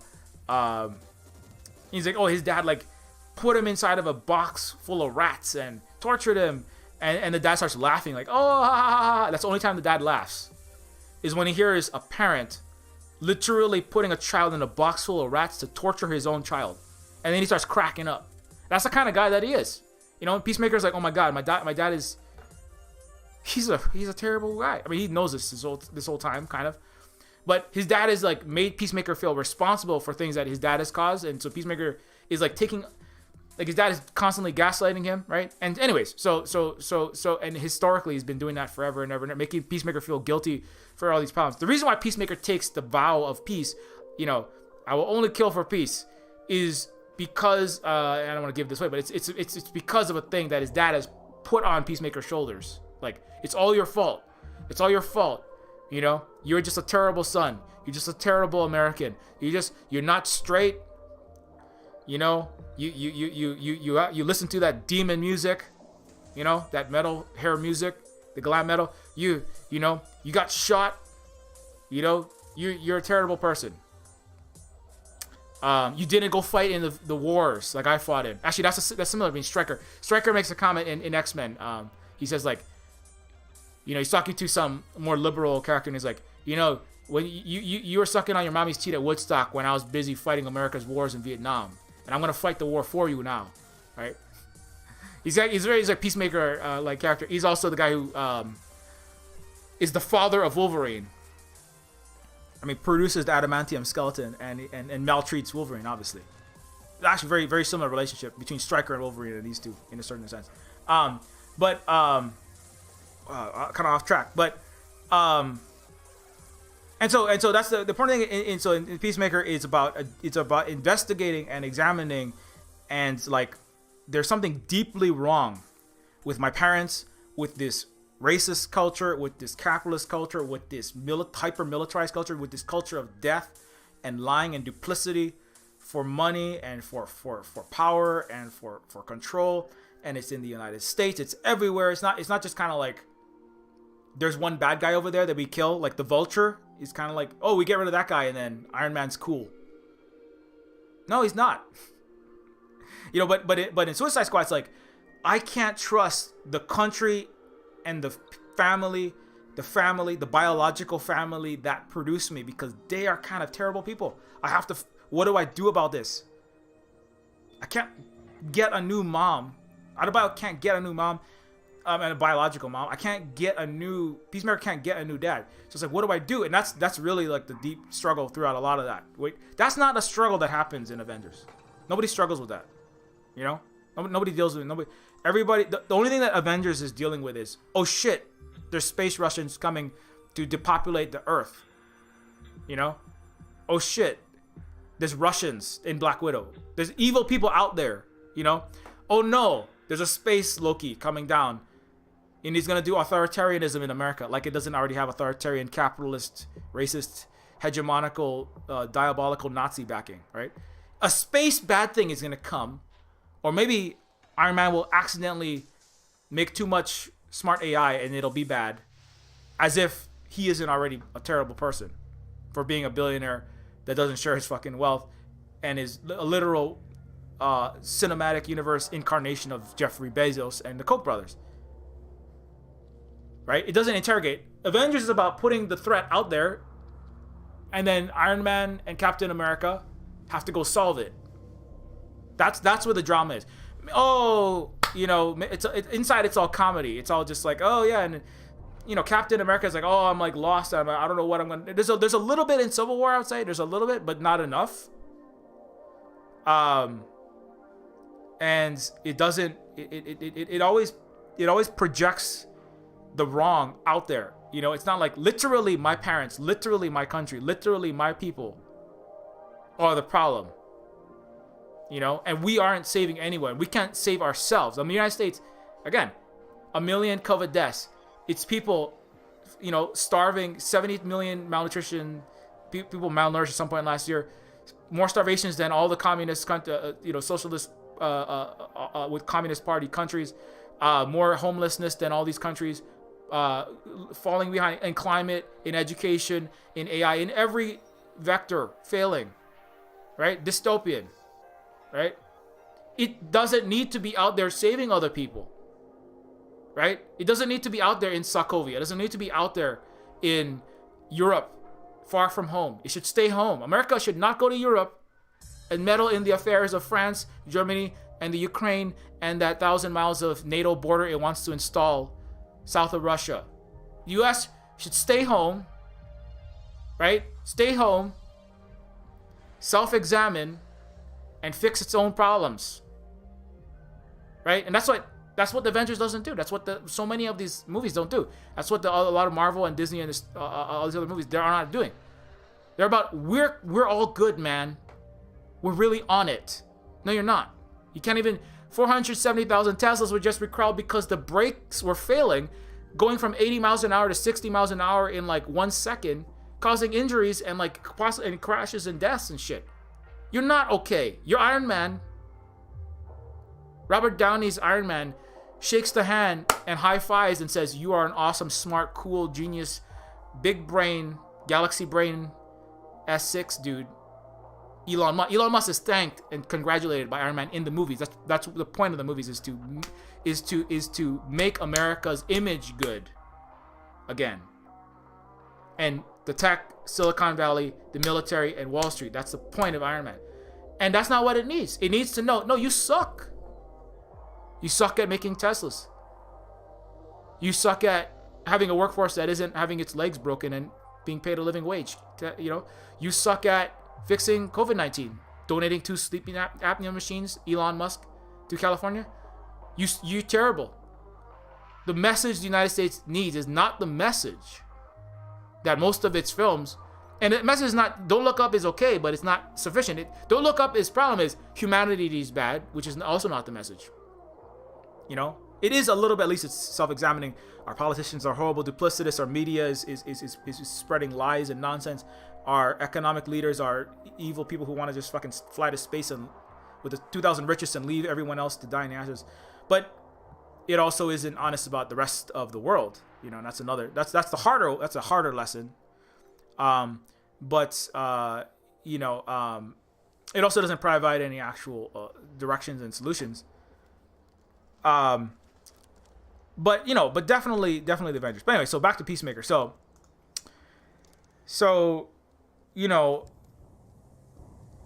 and I'm gonna tie this back to the family thing in a little bit. So because we're talking about family, right? My parents are terrible people. Because Peacemaker could do that. Peacemaker can do something else. We can just go, well, I'm gonna look past my dad's homophobia. I'm gonna look past my dad's racism, and the fact that he's in the KKK. I'm gonna pretend like he isn't. I'm gonna pretend like that's just a weird thing. That's another choice you can make. Like choosing to say sorry for belligerent, not good things to do. And do shinao or brainwashing, which means getting educated, right? And like trying to be better. You can choose to do that, or you can choose when you get called on it, right? Like James Gunn getting called on, hey, that was not a cool joke that you made about, this sexual misconduct or this off-color joke that was not good, man. Why'd you put that out there? And so he can go sorry, or he can go, I'm not sorry. I'm gonna go on Netflix. I'm gonna go on Joe Rogan. I'm gonna go on Jordan Peterson. I'm gonna make money selling books to shitty white guys and other people who want to play that game, right? And so Peacemaker could go, I'm gonna look past this stuff. My dad can get me a good job. My dad can get me cool suits and really cool helmets. And I'm just gonna pretend like all these horrible aspects of my father aren't there. And I'm gonna believe that I'm killing people for peace. I'll kill women and children for peace. I'll kill anyone, right? I'm just gonna believe that I'm just gonna ignore it all. I'm gonna go join the U.S. military as a native Hawaiian. I'm gonna get on that naval ship and I'm gonna help fire the missiles into the Middle East and kill people. But I'm gonna believe, like Peacemaker, the bad version of Peacemaker, right? I'm gonna believe that those, as a native Hawaiian, those missiles I'm shooting into Iraq, I'm killing those women and children in that hospital, in that preschool, in Afghanistan, for peace. Because that's the bad people over there. Those are everyone I kill is bad peoples. And my commanders, my Navy admirals, they're Amanda Wallers and their CIA and their president and their billionaire oligarchies and military networks of military, big tech, and Wall Street interests behind them. Those people all have the world's best interest in mind because Iron Man and good people like Iron Man, right, run the United States, run the U.S. military, and so I'm not gonna look past it. I'm not gonna look into their crimes. I'm just gonna keep shooting missiles because, I can buy a house in Hawaii, I can buy a Tesla because I can afford it with my Navy officer salary. I'm just gonna keep being a cop and looking the other way, beating up on working class people, beating up on racial. Using robot dogs to harass and injure homeless people, mass incarcerate black people. I'm just gonna look past the governments, the racist capitalist governments that forced me to beat up these. These are all bad people. They're criminals. They're on drugs. They're all thugs. They were all gonna turn out bad anyway. These are just a bunch of lowlifes, high-tech lowlifes in a cyberpunk dystopia, and I'm just a cop. I am bringing peace and justice and safety and freedom to my country when I put the blue shirt on and I put my shield on and I defend the Los Angeles people at the Los Angeles Police Department or the NYPD, right? And I'm, you know, and you can look the other way, just go, no, I'm making $170,000 a year, night sticking the legs of striking, you know, perma-temp college professors like they did at UC Berkeley, Santa Cruz, San Diego, etc. in the Wildcat strike. I'm just like mass arresting all these black kids for peace and justice and freedom, right? And so anyway, that's like anyway, so that's the thing that's happening in these shows, directed by James Gunn. That's not happening in the other ones, you know, or it's I don't see it. That's a guy who has a rock face. But anyways, and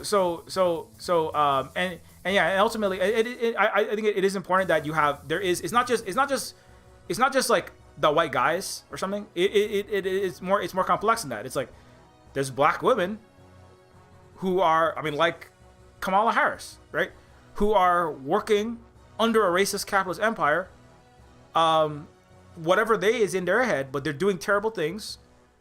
For power, prestige, control, who knows? Sense of duty, sense of misplaced duty to a U.S. that owes you what do you owe the United States? Right? Who knows what exactly? I just like being a soldier. I just like killing people. I just like the feeling of power I get when I kill. Who knows exactly? Money, power, control, duty, diseducation, some combination of all of these things, ignorance, stupidity. But it's like my mom is terrible. My mom's doing terrible things. And so they both have to make these choices. I don't want to tell you what their choices are, but they have to struggle with these choices. Do I want to keep doing this job? You know? Right? Again, I talk about, hey, if you're working for the U.S. police, the military, giant corporations, these kind of things, these entities, you have to, you know, the boycott, divesting, and sanctioning, the biggest divestment you can make is not where some of your 401k or your retirement is going to go, although that is part of it. The biggest divestment you can make is divesting from the 8 hours of your life that you invest into the police, the military, or that giant corporation every day of your life. If you can, of course, in certain circumstances, you can't manage it, but Adebayo has to make that choice. Adebayo, they're short on money. They need the money. They need money. And so she goes to work for the U.S. military / intelligence operations, the CIA, basically, for money.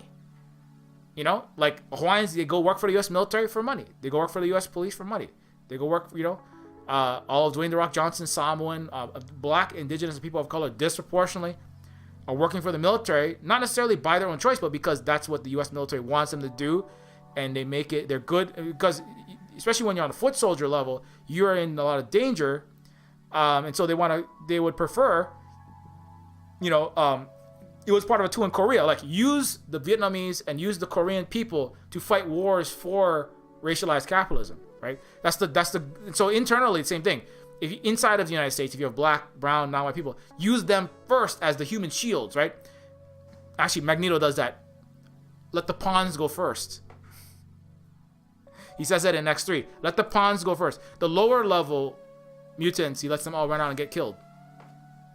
Or get, you know, demutated, etc. And that's why they want Hawaiians, Samoans, black people, poor people, etc., indigenous people on the front lines of all their wars, because you want the pawns to go first. Save all of your nice white varsity jacket kids for behind the scenes. Let them go second or never, right? That's why John McCain and Donald Trump and Donald Trump and a lot of presidents wiggle their way out of a lot of their military service. You know, John McCain's father was an admiral. You know, he wasn't supposed to be shot down. He wasn't like in the jungle on the ground in Vietnam. He's like, John McCain is gonna fly planes and bomb Vietnamese communist women into the Stone Age, like Luna Oi's families, and Rice's paddies, and it's gonna be safe. But they didn't realize how proficient the Vietnamese, despite being less resourced in the United States, how good they were at fighting. And but you know, you let the pawns go first. As many poors, as many non-white peoples, as many of those peoples, make them all go in the front line, get them all themselves killed. Save your nice little white blonde boy for the cabinet, for the senator, for the officer on the ship that's the commanding ship 3 back behind the front line aircraft carrier. That's where your nice white sun goes on that one, if anywhere, right? That's where the British officers are supposed to go. They're not supposed to like. There's one Harry, like, it was going to the front lines of wars the UK was fighting as a foot soldier on the ground in the Middle East. But that was his choice. Everybody's like, what are you doing? You're supposed to be like on the command ship, like 3 rows back from where any RPG, Stinger missile, or 50 caliber cannon can hit you. We're supposed to be just like shelling and gunboat diplomacying this world into oblivion, and then you sit back and collect all the resources from behind there, and then get a star on your shirt to make it seem like you're some kind of capable leader of military, and then you get and anyway, so Adebayo's character is also important because his character has to make decisions about, am I going to follow in the footsteps of my family in this empire? Anyway, that's enough about that. So I should probably bring this back to Xmen. So, and also you should watch Reservation Dogs, because it's a good show, and it's directed by Taika, that directed Guardians, and it's an indigenous show created by indigenous people, written by and for indigenous people, as opposed to a show written and produced and created by 98% white people with doing brownface, there are shows like that. Kim's Convenience is basically a yellowface show where a bunch of white people wrote a show. I bring that example up historically on this channel, where white people wrote stories for Asian people about this life and experience of convenience store operators in Vancouver or in Toronto or cities in Canada. But it doesn't take the input of Asians that have lived in Canada, right? Who they're like, well, our life isn't exactly like that. It's not all, oh, I talk funny like this, and we're not, and also we experience a lot of racism in Canada as Asians, but the white writers don't want to hear that. They didn't want to hear that, and that's part of the reason why there's a lot of upset Asian cast members in that show. But Reservation Dogs is a show that is taking, anyway. So one other thing I want to say on that note. So you should, on the note of not this one. Oh yeah, that's the one. So in Peacemaker, like, James Gunn is a white dude, obviously, but you can feel that he is in the Peacemaker. He is taking the input of the non-white peoples into account, as another counterexample against the entertainment products that I like less, like Avengers and like much of the rest of the cinematic universe. I don't think it's a mistake that James Gunn worked with Vin Diesel also with I Am Groot. Vin Diesel plays Groot, and Vin Diesel and what's his name? John Cena have, of course, worked together in Fast 9, which I did a lot on Fast 9 last year. But what was the one I wanted to bring up? Lost it. Oh yeah. So one thing I really liked, a character I really liked in Peacemaker as well was Judo Master. Judo Master is played by Nut Lei, I think is how you say it.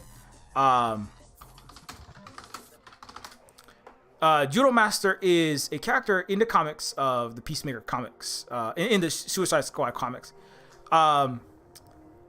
And Nut Lei is, I believe, is that Vietnamese? It sounds Vietnamese. The name sounds Vietnamese. Yeah, Vietnamese. So Luna, you should interview Nut Lei and be like, or no, I think it's Nut Lei, because is another Vietnamese person. Well, I don't need to know how old and tall the actor is.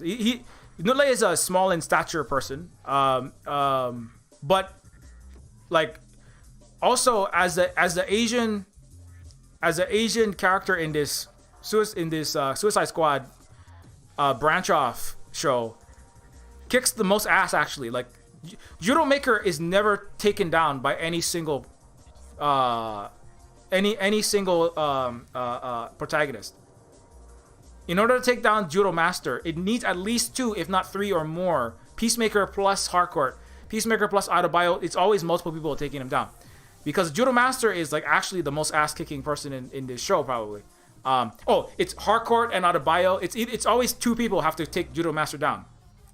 The third episode of Peacemaker features the debut of Judo Master, superhero whose origins go all the way back to 1965, when the character's first appearance in Charlton Comics publication Special War series. The character has recurred in a variety of DC comic books in the decades since.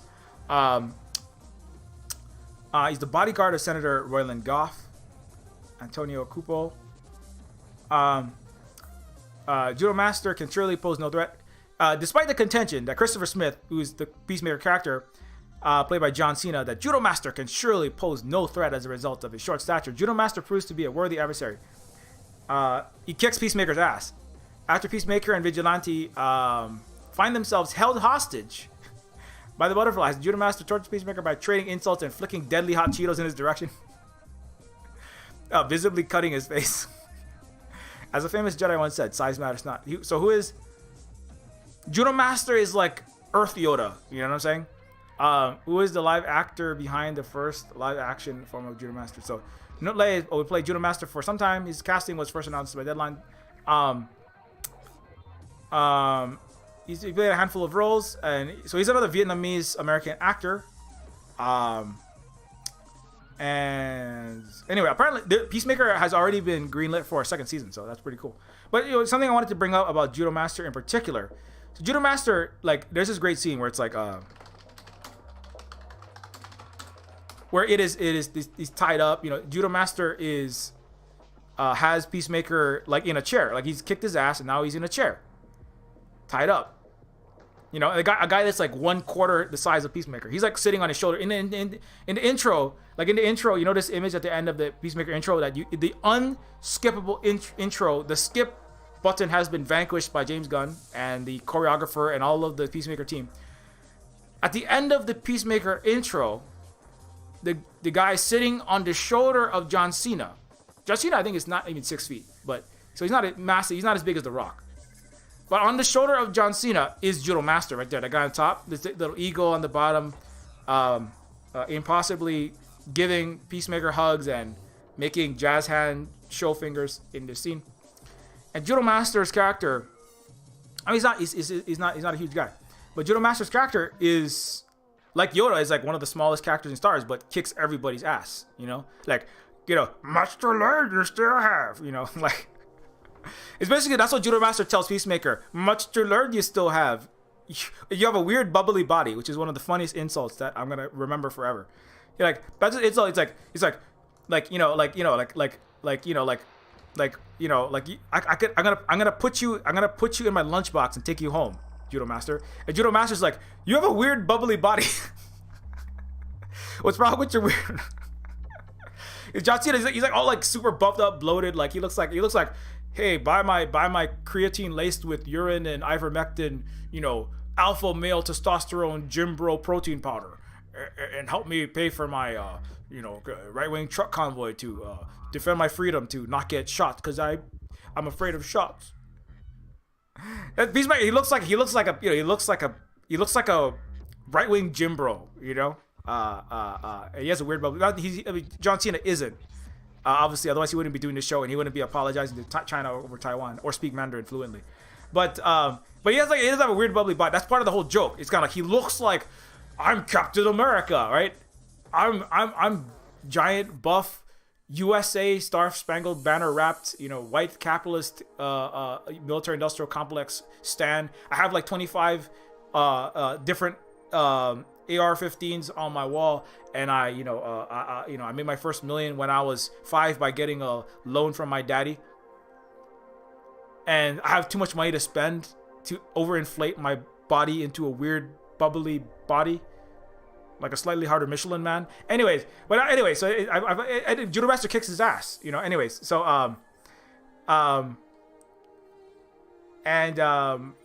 was I trying to say? Lost my train of thought. Thinking about weird bubbly body. So Judo Master's character, who is played by a Vietnamese, Asian person, is also, Oh yeah. That's what I want to say. So Judo Master, he's eating his hot Cheetos. He's always eating. There's never a scene there's never an episode where Judo Master shows up where he isn't, maybe one, but almost every episode where he shows up, he is always eating his hot Cheetos. While kicking Peacemaker and all of his friends' asses at the same time. Right? And he's a kind of I was gonna say Rocket Raccoon, but not. It's like he's definitely, there's definitely a thing of like, you know, he's small, but he actually kicks everybody's ass. But he's eating hot Cheetos all the time, and he like throws the hot Cheeto. Peacemaker's like, "Can I have one? Can I have one?" And he's like, "Yeah, no, sure." And he like flicks it at his face and like he's like beating up with hot Cheetos, and it's freaking funny. He's always eating his hot Cheetos, and I was like, but you know what that is, and this is where I'm coming back to, you know, you can feel that even though it's a white guy like running the show, there's input from other people in the show is being listened to. Speaking of Boba Fett, you know, we talked about other week, because the last few weeks has been a lot of Boba Fett.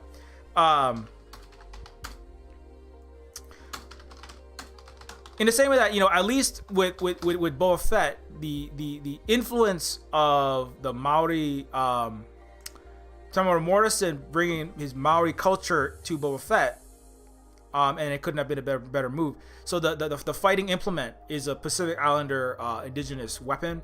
The way the Sand people are, I'm not gonna spend too much time because I know I did this huge ass Boba Fett Star Wars thing last week, and the weapon, the culture of the indigenous people of the planet Tatooine is drawing from Tamura Morrison, who plays Boba Fett, history and culture as a Pacific Islander person from New Zealand, same as Taika Waititi.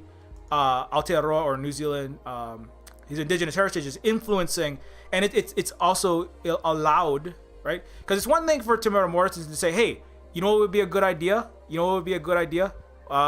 This is just the dork side. What the fuck is this? Anyway, Tamara Morrison could come to, I think I have two, no, well, that's the maximum tabs. I gotta close some of these motherfuckers. Sorry, I got I've maxed out my tabs. I gotta close them. You get too many like retro sites with too many video ads and cookies flooding your RAM and your ROM and everything else. Anyway, so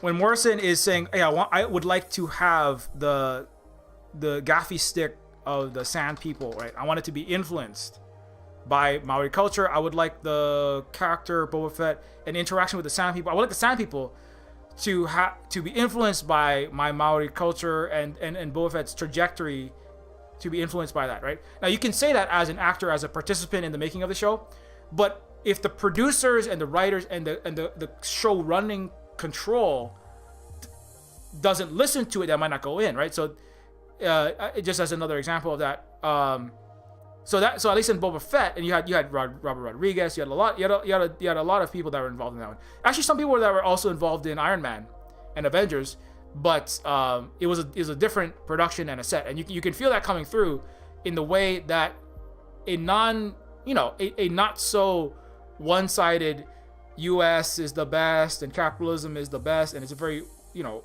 white duty Richie imperialist perspective coming out of Avengers, with not a lot of input.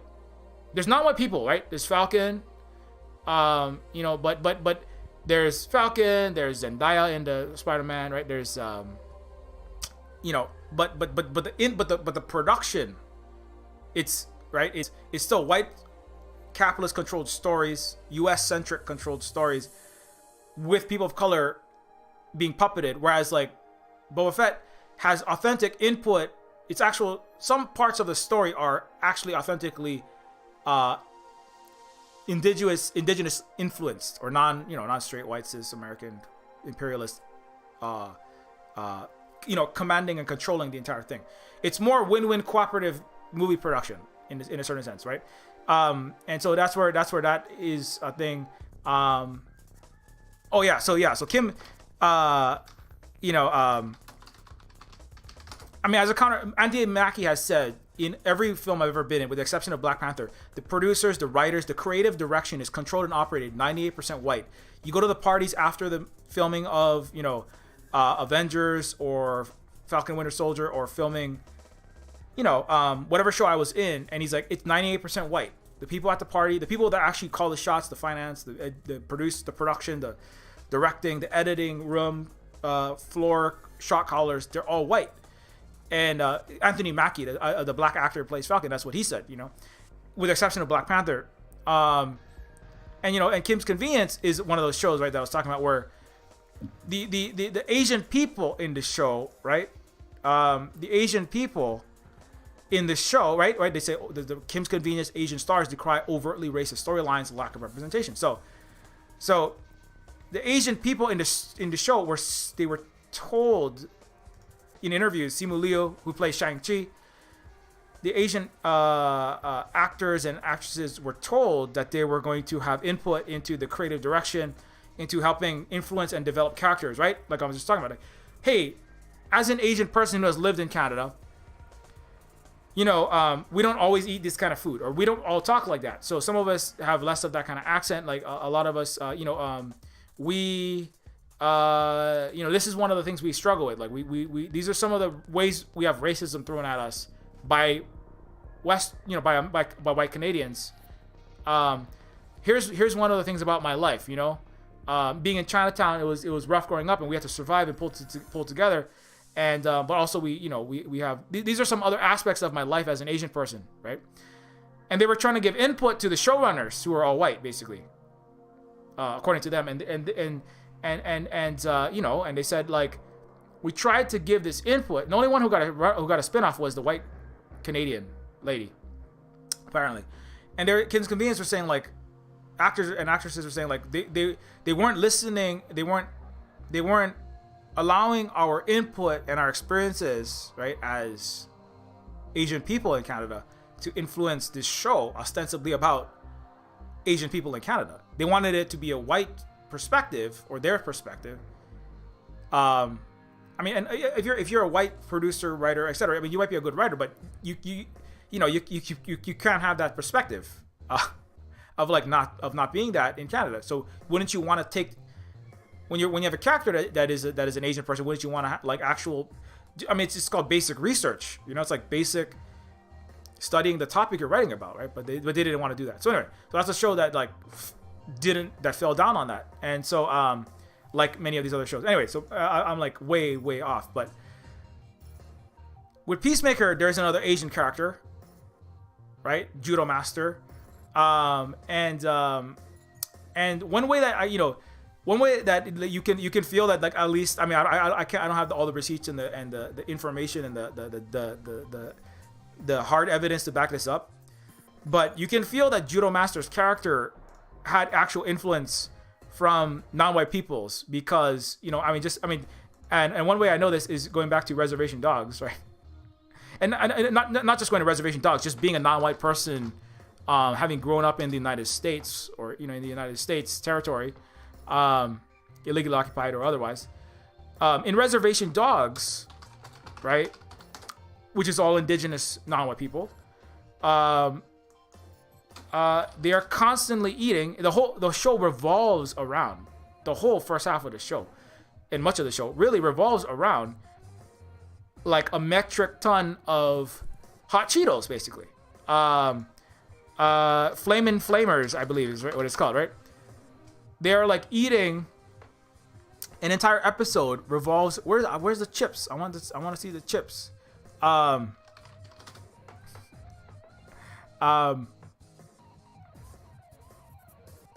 meat pies. I want the chips. I can't find the I want the hot Cheetos. Are you for real? There's got to be at least one image of this. Where's all your hot Cheetos? They're not hot, in Reservation Dogs. They're not called hot Cheetos. They are called Flamin' Flamers. But it's a spicy, hot, cheesy snack.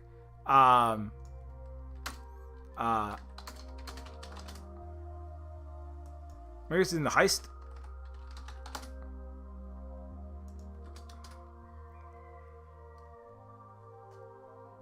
Okay, I'm like doing really bad at maybe it's on Twitter. You see him eating because what I'm trying to do is I'm trying to point out the fact that the non-white people in Reservation Dogs and in Peacemaker are eating a whole lot of freaking hot Cheetos.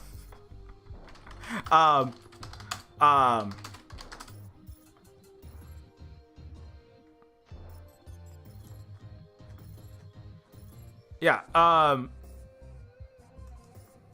Flamers. Oh yeah, greasy fry bread. I'm sorry, this is like taking much more time than I thought it was gonna take.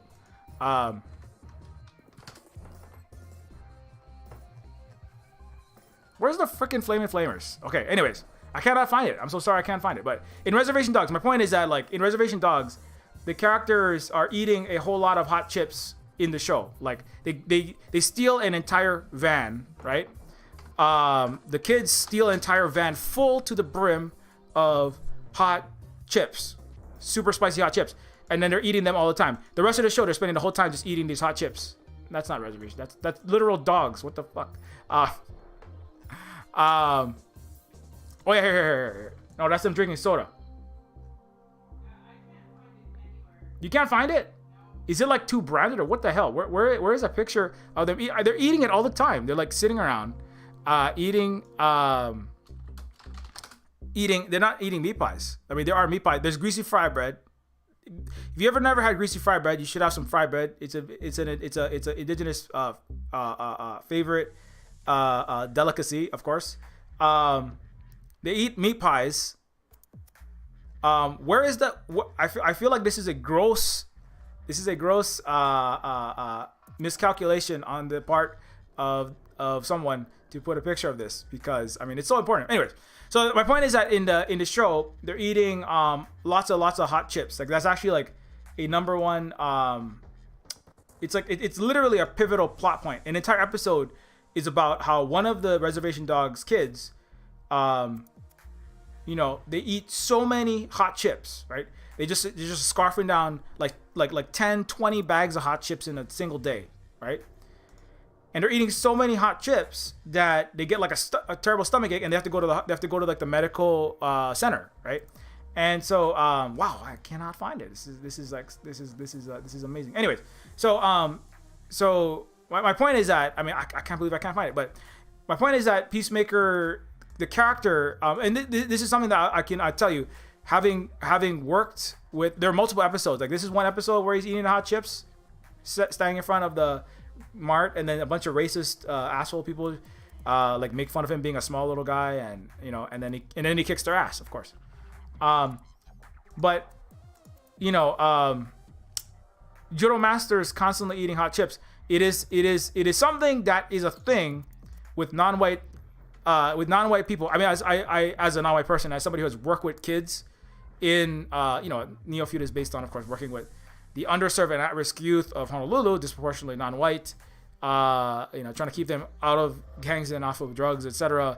And they were always eating hot Cheetos. Like it is a thing. It's a thing, which is like, kids of indigenous and non-white persuasion eating a lot of hot stuff. And I think part of it is because the culture is not averse to spice, and there's not a lot of snacks that you can get. Like, regular Lay's is just boring salted potato, Ruffles, corn chips is just, a corn pop. The Frito,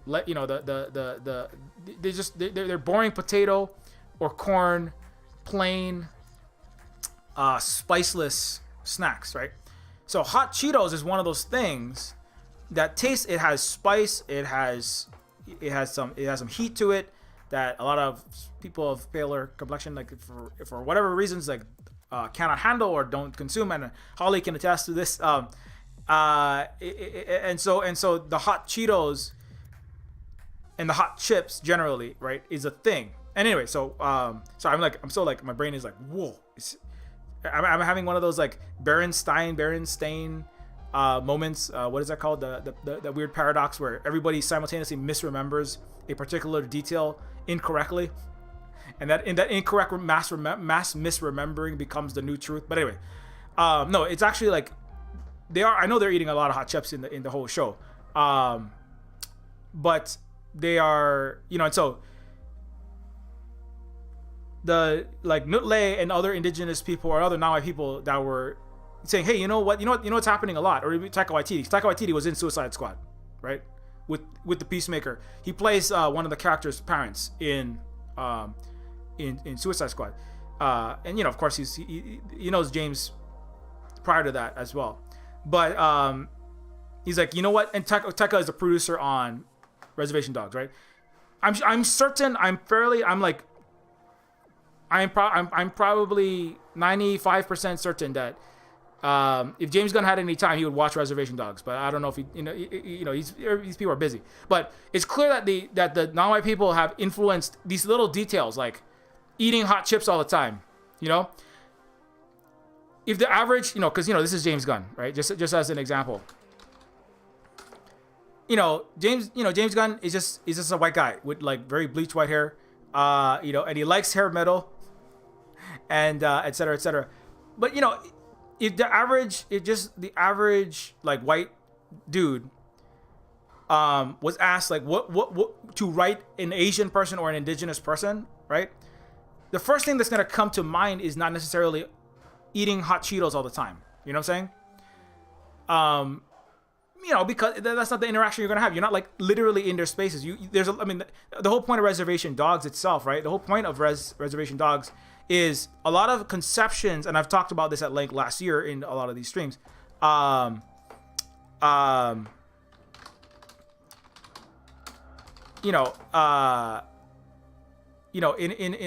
Reservation Dogs, the point is, you think that indigenous people are about, like Taika Waititi said, it's about our whole life is just being on a sacred mountain, singing to our ancestors, right? Riding whales, talking to a tree, playing a sacred pan flute, right? But what if we just wear? We have to be again wearing Plains Indian feather headdresses and wearing moccasins, and indigenous people, as one of them, right?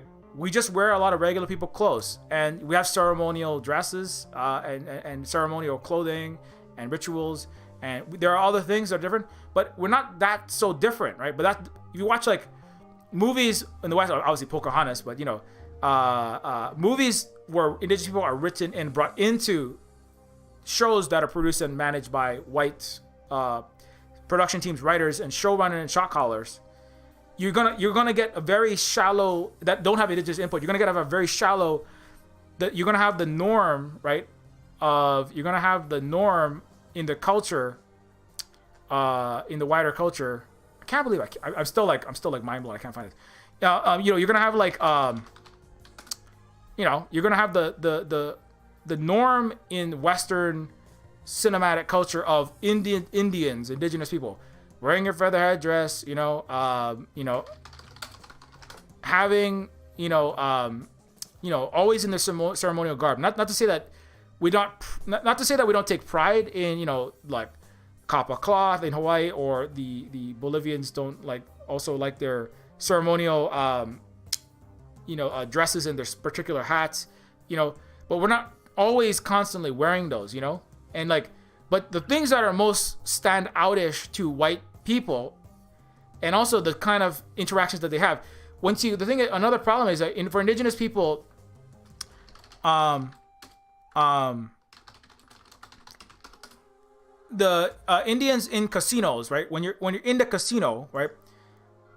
White people have one of the things that one way that they have been able to make money, and it's kind of fucked up kind of way to co-opt indigenous cultures into a capitalist structure, is indigenous people's territory having casinos on them. But when the white people show up to a casino, they don't want to see an Indian. They want to see an Indian with the feathers on, right? They don't want to see indigenous people what you look like normally, right? There's a whole episode of Molly of Denali about how just because there's a white tourist come and they're visiting an area, and they see like indigenous people just wearing jeans and a regular T-shirt, and they're like, "That's not indigenous. You're not indigenous. Where's the indigenous? We're here to see the Indians. We're here to see, Inuit. We're here to see, you know, the real authentic indigenous people. And the indigenous people are like, well, I mean, you know, this is what we wear. You know, we're wearing, you know, we're not all dressed up like a casino Indian. We're not all dressed up like a wax museum, right? Because we're not a museum. We're a living people. We're not a dead people, and we're not here for your entertainment. We're just like regular people, you know. And reservation dogs, right? Is the point is like, this is what our actual life is like. This is the clothes that we act. Sometimes we just wear random, reservoir dogs rip off tuxedos and white shirts, you know? And so, is that Hot Chips? No, it's not Hot Chips. God damn it. I'm just like, the rest of the stream is going to be looking at pictures. Is there Hot Chips? Where's the Hot Chips? I know they're eating the Hot Chips all the time. Why are there no freaking Hot Chip pictures? If anybody finds a Hot Chip picture of Reservation Dogs characters eating Hot Chips, I swear, I don't know if it's like copyright where they're eating the wrong chips, and then the company that paid, hey, you're supposed to be eating like, flamin' red hot chili peppers, you know, and then the lead singer of the Hot Chili Peppers is upset because you didn't sell his new brand of chips that he's going to launch to compete against Hot Cheetos. And it's like, now you have to edit out all the pictures on the internet of all of your indigenous kids eating Flamin' Hot Flamers because it was the wrong chips. I don't know why you can't find them. Anyway, so the indigenous people are like wearing regular clothes, they're eating hot chips, and so they do have an ancestor, right? Dallas Goldtooth, who is the character, who is also the media coordinator and a leader in the Indigenous Environmental Network that stops pipelines, oil, and water. Speaking of Oahu and the Red Hill, U.S. military poisoning all of our Hawaiian children and families and their own troops. Dallas Goldtooth's character is a symbol that we do sometimes, we do relate and commune with relatives and ancestors. But also the ancestors are also like, sometimes ancestors are like joking about how they tripped and fell into a gopher hole and their horse toppled over and killed them on the way to go fight Custer, And there's a lot of jokes. It's not all serious time. It's not Last of the Mohicans, Pocahontas, those are all very much white movies that are about indigenous people, not made by, for, and of indigenous people. And so, but that's not who we are all the time. And so I'm sorry, I'm so distracted by this fucking thing. So back to Peacemaker. So when Judo Master is eating hot chips, that tells me like this is not just James Gunn was like, let's have some Asian person that likes chopstick, likes chop suey, right? That's what one of the racist guys says. Oh, you're gonna make some egg foo young. You guys do you guys lost all the wars against America. We kicked your ass, but you guys are better than the W slur, the Italians, right? You guys noodles are better, like lower carbs. I like your egg foo young. Like he's the white racist white dragon character. Peacemaker's dad is like attacking the Asian character, everyone that isn't white in the show, but especially the Asian woman. And that's the point. He's a terrible normal American racist. And so you could feel that the long roundabout distracted where the fuck is the Flamin' Flamers and Reservation Dogs way to say the input is, I feel like the input of indigenous people, even though James Gunn is a white person, is being listened to, unlike Kim's Convenience, where non-white people are saying, hey, this is how our life is in Vancouver and Toronto, right? With racist people like spitting on us, saying going back to China, go back to China, you freaking C slur, right? That's how our life is, right? And then the showrunners not listening, right?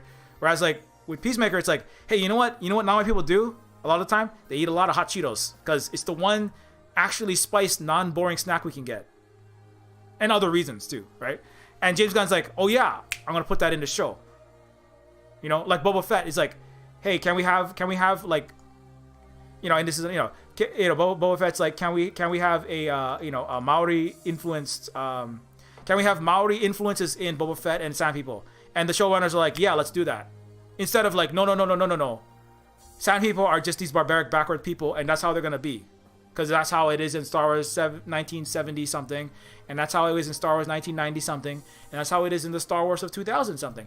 And Clone Wars showed that again. And I don't want to mess with our white Star Wars, white savior, galactic canon, and I don't want to upset people because white nerds on Reddit and 4chan got mad about Fandom Menace, and then went after James Gunn for having too many non-straight cis white guys in his movie, right? And we don't want to irritate our our white Star Wars audiences, so no, Tamura Morrison, the silent people will not be influenced by it. So somebody in that production like listened to that and said, hey, let's do that, right? Taika Waititi also is in he plays one of the robots in The Mandalorian, which predates Boba Fett. The Mandalorian and Boba Fett, they basically are, the Book of Boba Fett is almost like Mandalorian season 3. It isn't, but it's in the same like continuum. It's like almost the same show, but it centers more around Boba Fett, so that's part of it. But anyway, so my point is that the input of people other than, right, big time wealthy white producers and writers is felt, and I can only confirm that because of like what I'm seeing and what I'm feeling through the show. And as somebody who knows, I mean, who is indigenous and who is non-white and who has seen and operated with a lot of people, is like that feels authentic. I'm like, the reason why they put that is not just because Cheetos wanted to give, the studio millions of dollars to sell hot Cheetos. I mean, I'm sure they're gonna sell Cheetos, right? I'm sure they're gonna sell Cheetos with this, just like what's her face, Megan Thee Stallion, I think, is making ads about, what's also flaming hot is not only me but also hot Cheetos. There's like I've seen ads all over like social media. It's like, so there is an advertising part of it, but also it's also like that though. So anyway, I just want to point that out. Also, you see, this is the other thing I'm gonna do. There's actually a quote. There's a quote from Judo Master, which goes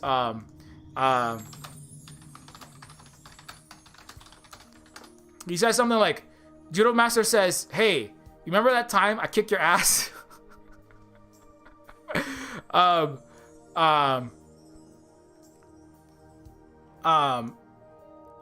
Where is it? I can't find it. Anyways, this is a bunch of. Oh, I read it not even once. You didn't know kick your ass. There's a scene where Judo Master says, "Hey, remember that time I kicked your ass?" And it's played by a Vietnamese person. But like Luna Oi, right, and Decolonators, right, another game that we produced here at Silver Spook Games, in collaboration with a Vietnamese communist woman. I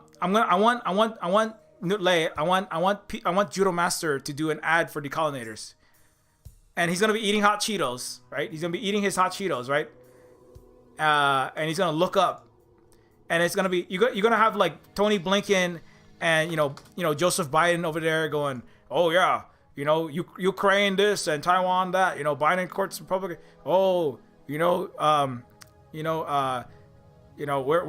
gonna stop Putin. We're gonna stare down Putin. We're gonna kick communist butts. We're gonna get China. We're gonna go into South China Sea. We're gonna fund billions of dollars and stop Chinese aggression in the Pacific and Asia.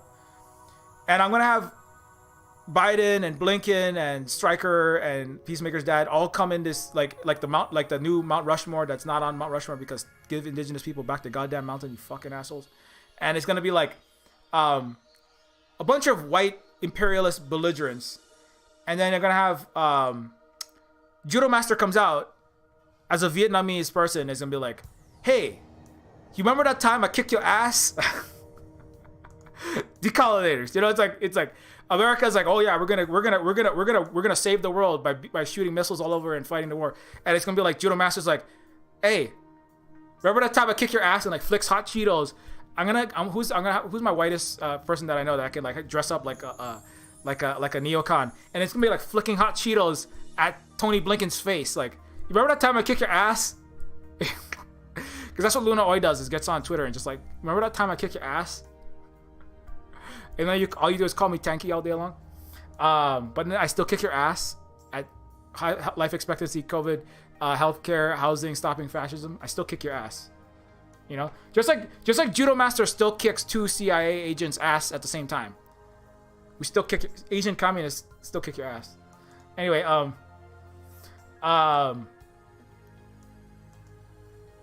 I totally forgot to do X-Men. I'm sorry. But anyway, so rewinding 7 threads. I'm sorry that I lost the Flamin' Flamers, and I'm gonna find out my mission in life, like the Blues Brothers, or I'm a mission from God. I'm a mission from Neo. I'm on a mission from I'm on a mission from I'm on a mission from Malcolm X. It's like I'm gonna get a picture of Flamin' Flamers from Reservation Dogs one day. Okay. Anyways, so unwinding all these threads. I'm sorry. Back to the family thing. So I was talking about how the point of this was supposed to be X-Men and the found family. I'm sorry. It's always like this. I mean to do a stream on one thing, and the last 15 minutes is spent actually covering the topic. But queer, BIPOC, and or people who simply don't fit into molds of capitalism, and how does that relate to X-Men and Outcasts and synthetic or found families, right? So, but similarly, actually, it does dovetail well, which is that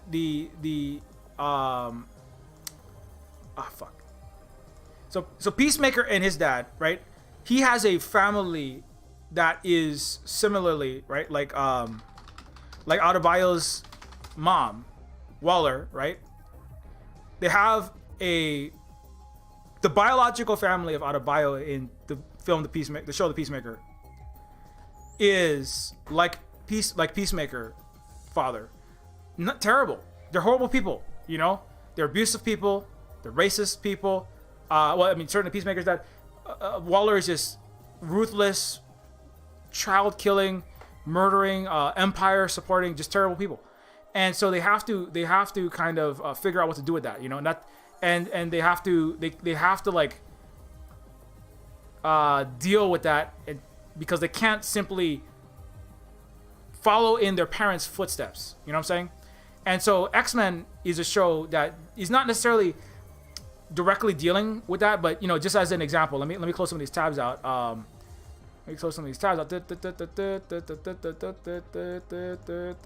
So in X-Men, which is there's one of the characters in particular. Is it X2?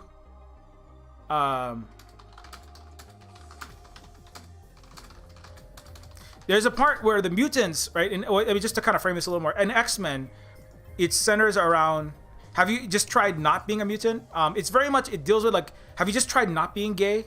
Can't you just be a straight, can you just be a straight Christian cis person in the suburb we live in America, right?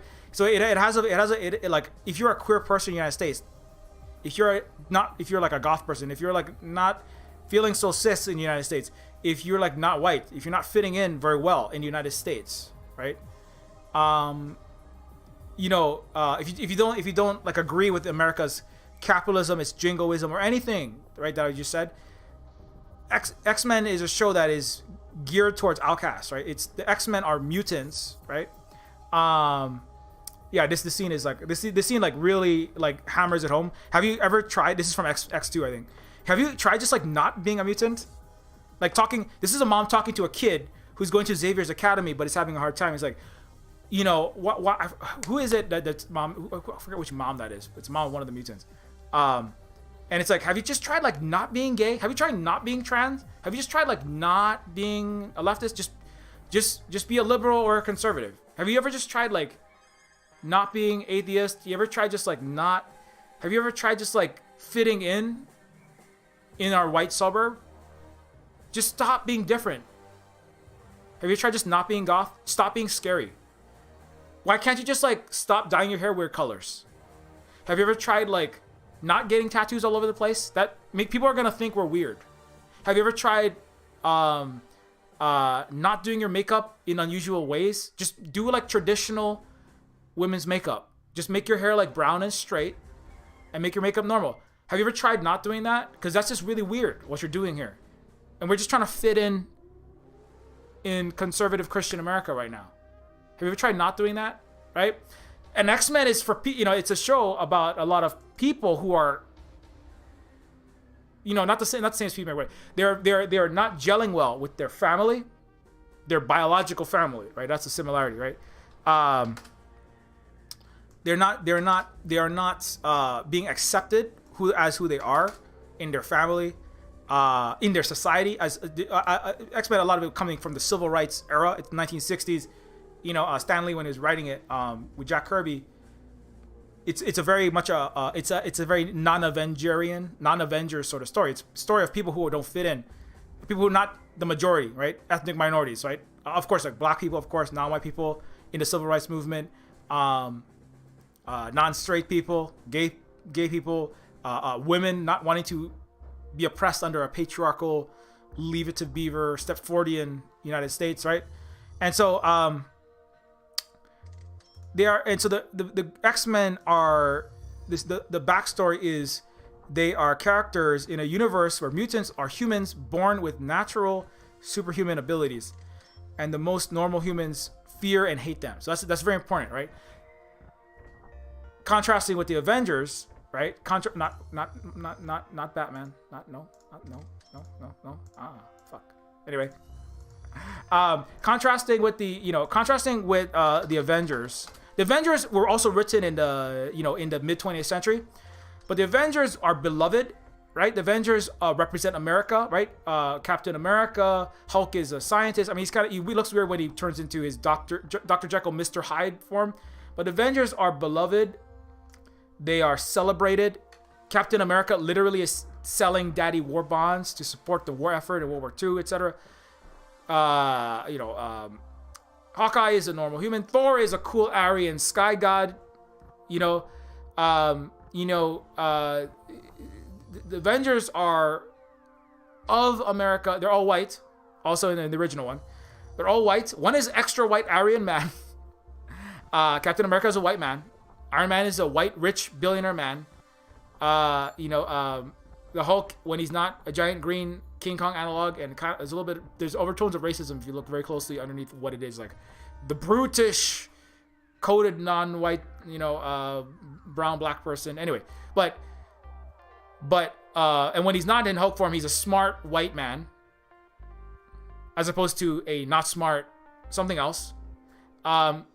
And Avengers is a show about people who are saving the world, being America, right? The United States Empire, bringing freedom and justice and human rights to the world. And X-Men, also in the Marvel universe, but the X-Men are people who are not beloved, but are feared, right? They're mutants. They're not normal. They're scary. They're not good. They're feared and hated by most normal humans. So that's an important difference in the universes, right? X-Men are a paramilitary group of mutants that fights for peace and equality between normal humans and mutants. So they're trying to make, they're trying to make peace and Peacemaker. Well, they're trying to fight for peace. Charles Xavier is, there's like Gandhian overtones in like what he looks like, how he looks like, peaceful, non-violent action in this, and we're gonna heal this. It's a lot of it is, this is all coming through white American perspectives because of who the writers and creators are. But it's the U.S. comic industry trying to address and tackle what the civil rights movement, what the Nazis, and the problems that were, some of the problems that were coming out of the Nazis, World War II, racism, fascism, and these sorts of things. Fascism as, a massive, a overt manifestation of ethnic difference and hatred, of course, right? But so the X-Men are led by Charles Xavier, also known as Professor X, a powerful telepath. He runs a school for mutant children out of a mansion in Westchester, New York, which secretly is also the headquarters of the X-Men. X-Men is arch enemy is Magneto, a mutant with magnetic abilities who leads a mutant supremacist group known as the Brotherhood of Mutants. So, and Magneto is kind of a mutant who is tortured. I mean, he suffered horrible traumas and the death and he loses his family because of. And he's actually he's in a Nazi camp and is horribly mistreated. He doesn't like Nazis, but he's also horribly mistreated by humans, and he has a deep hatred and a deep vengeance that he wants to seek against humans. And so he kind of represents a kind of mirror image of he's a Hitlerian sort of image that he is a supremacist in that sense, right? He's a mutant supremacist.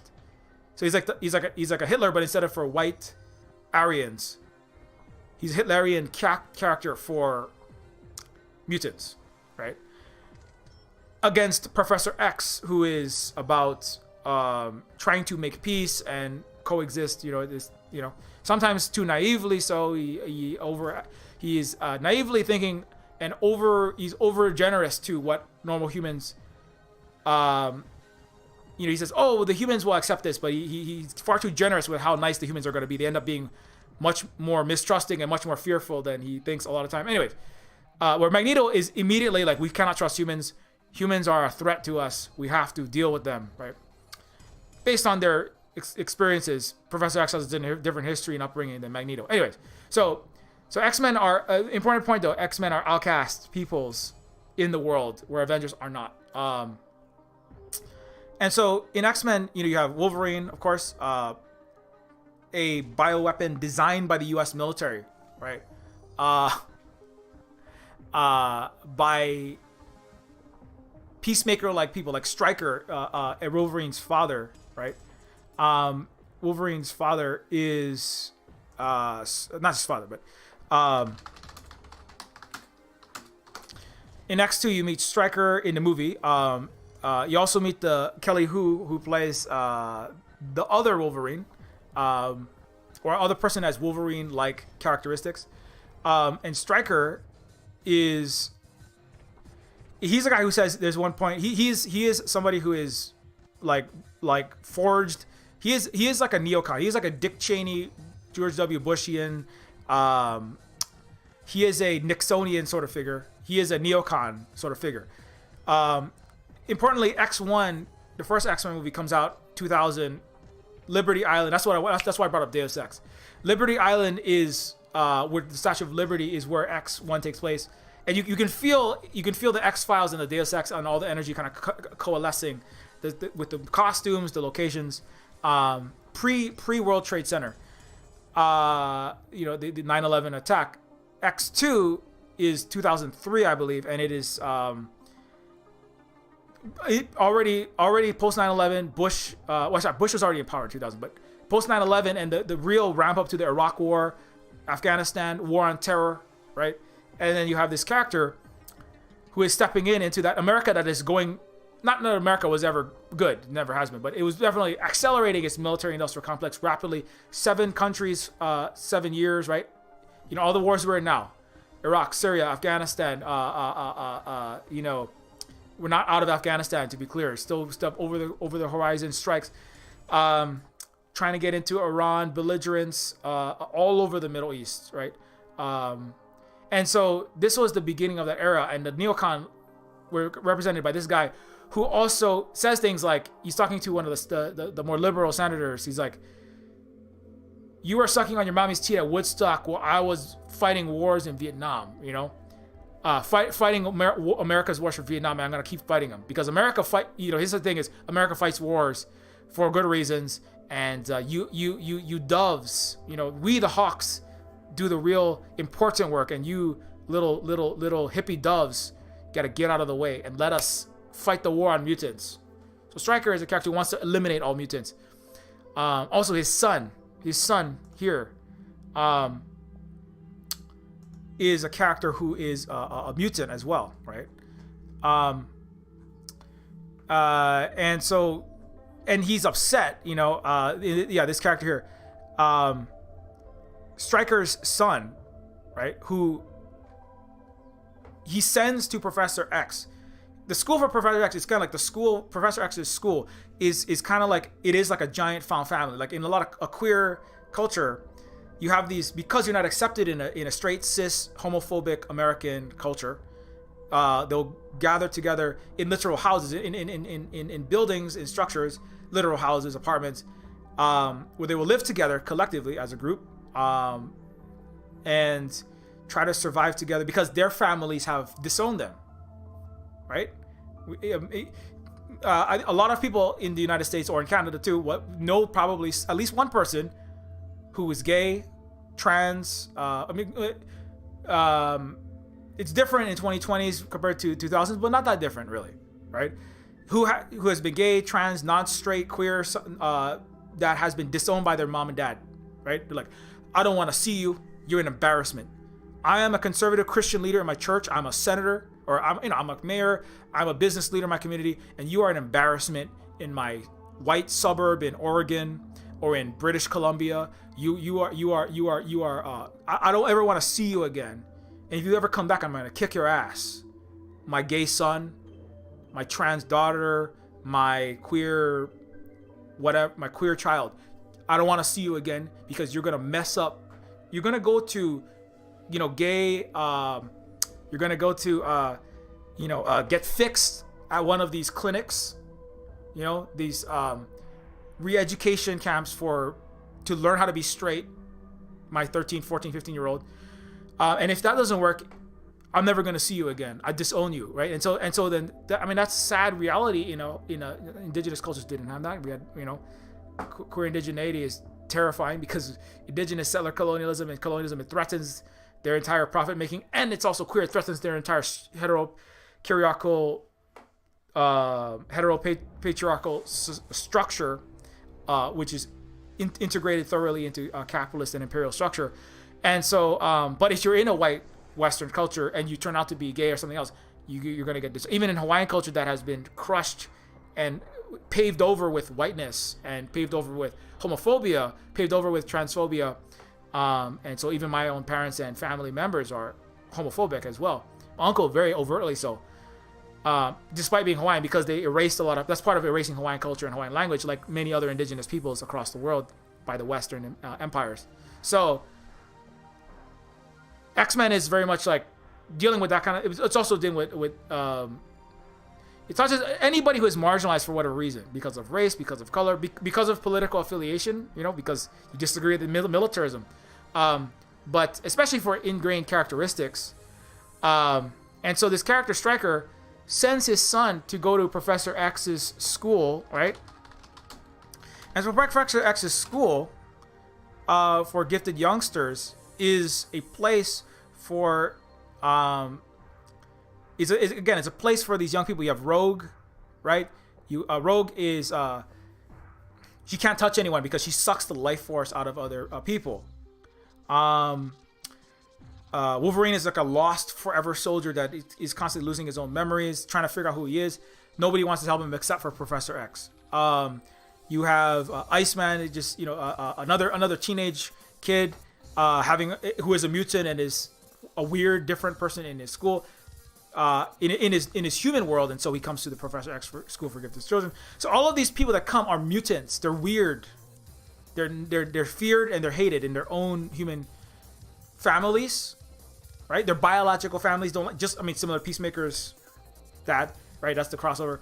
They're hated by the biological families and by the wider society, or feared, discriminated against, and so they come to the school as a found family. So the Professor X's School for Gifted Youngsters in New York, right, up in a rural area of New York, is literally there as a place for them to learn, to train, to harness their talents, to learn about the world, to try to just learn math and reading and science and biology 205 and everything else, but also to learn who they are, how to hone their talents, how to control their talents and their skills and their abilities, right?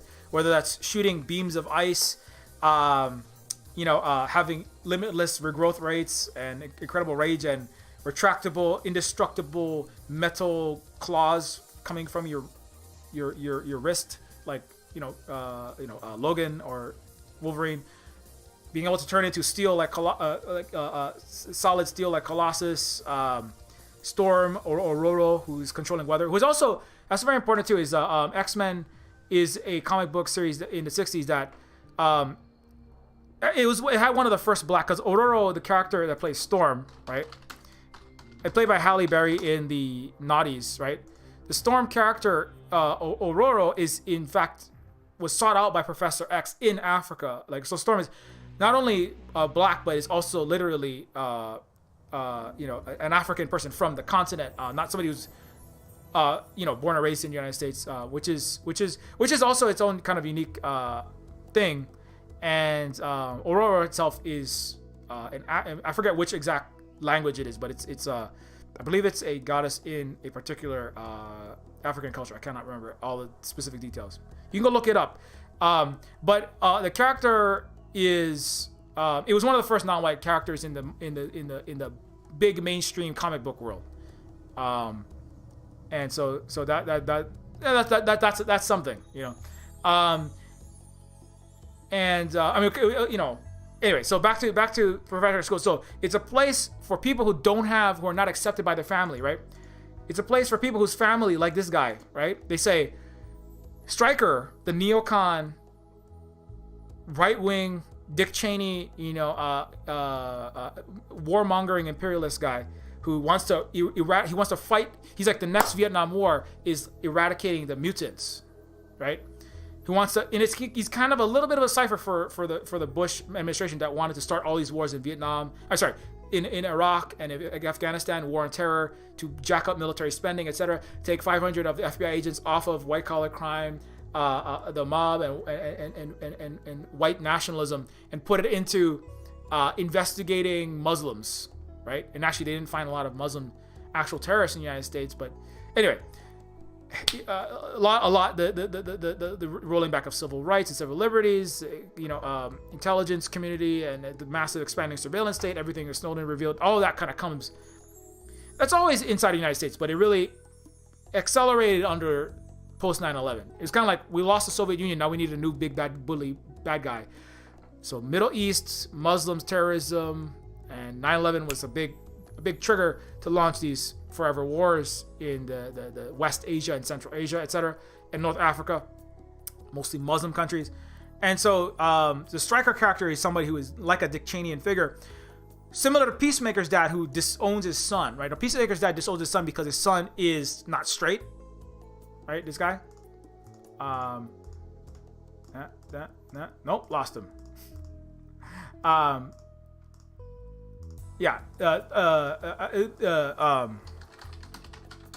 Peacemaker's dad disowns his son.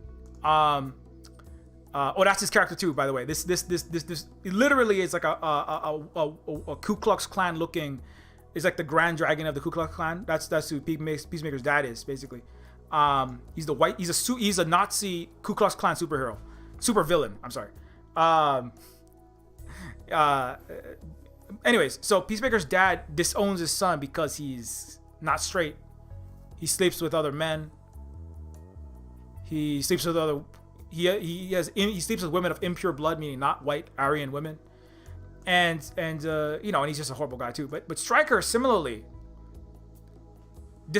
he hates his own son because his son is a mutant, and Stryker sends his son to Professor X's school. He believes Professor X is going to, with his school for gifted children at the Xmen Academy, Stryker believes that Professor X is gonna fix his son and make like a gay therapy school. He's gonna fix his son and make him not a mutant anymore, or fix him and make him all better. So like a normal human, right? Like trying to get rid of the gayness, or the queerness, or the transness in your child, right? And Stryker is upset because when his son comes back, you know, like his son, like, you know, does things. He like makes his parents. He's an illusionist, and he can make people see things. His son like makes his dad and mom see all kind of visions. But part of it is because he's upset with his own parents, because his parents are horrible people who kind of want to eradicate his, you know. That's a very important thing. Is some mutants, right, see the mutation as a gift, as a boon, as something good, right? Like there's a scene where Storm in X3,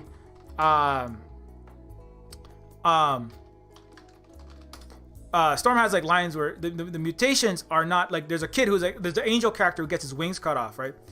Who is cutting his own wings off because he doesn't want to be seen, because he wants to fit in. The angel character in X3 behind Logan, and there's a scene where, you know, he's cutting his wings off because he wants to just be a normal human, because he's weird and it makes him different and makes him bad, because his father is, right? His father is a mainstream American, a politician actually, but it doesn't really matter who. It's just his mainstream American man.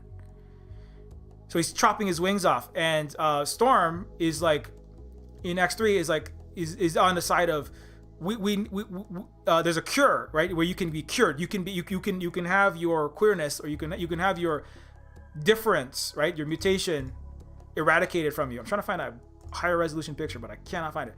And so Storm is like, no, we don't need to be cured. Mutation is not a sickness, right? It's not a disease, right? Right? I mean, the echoes between the queer community and a cis heteronormative world in the United States and Canada, etc., is very clear. And Storm's characters, like our blueness, right? Our difference. Now some of them are more visible. So like Beast is very obvious. Mystique is very obvious, right? Nightcrawler is perma blue, right? Mystique can like transform into a human, and that's part of her whole thing is like, I don't want to have to hide. I want to be able to be who I am, my blue different self, and not be spat upon, not be discriminated against.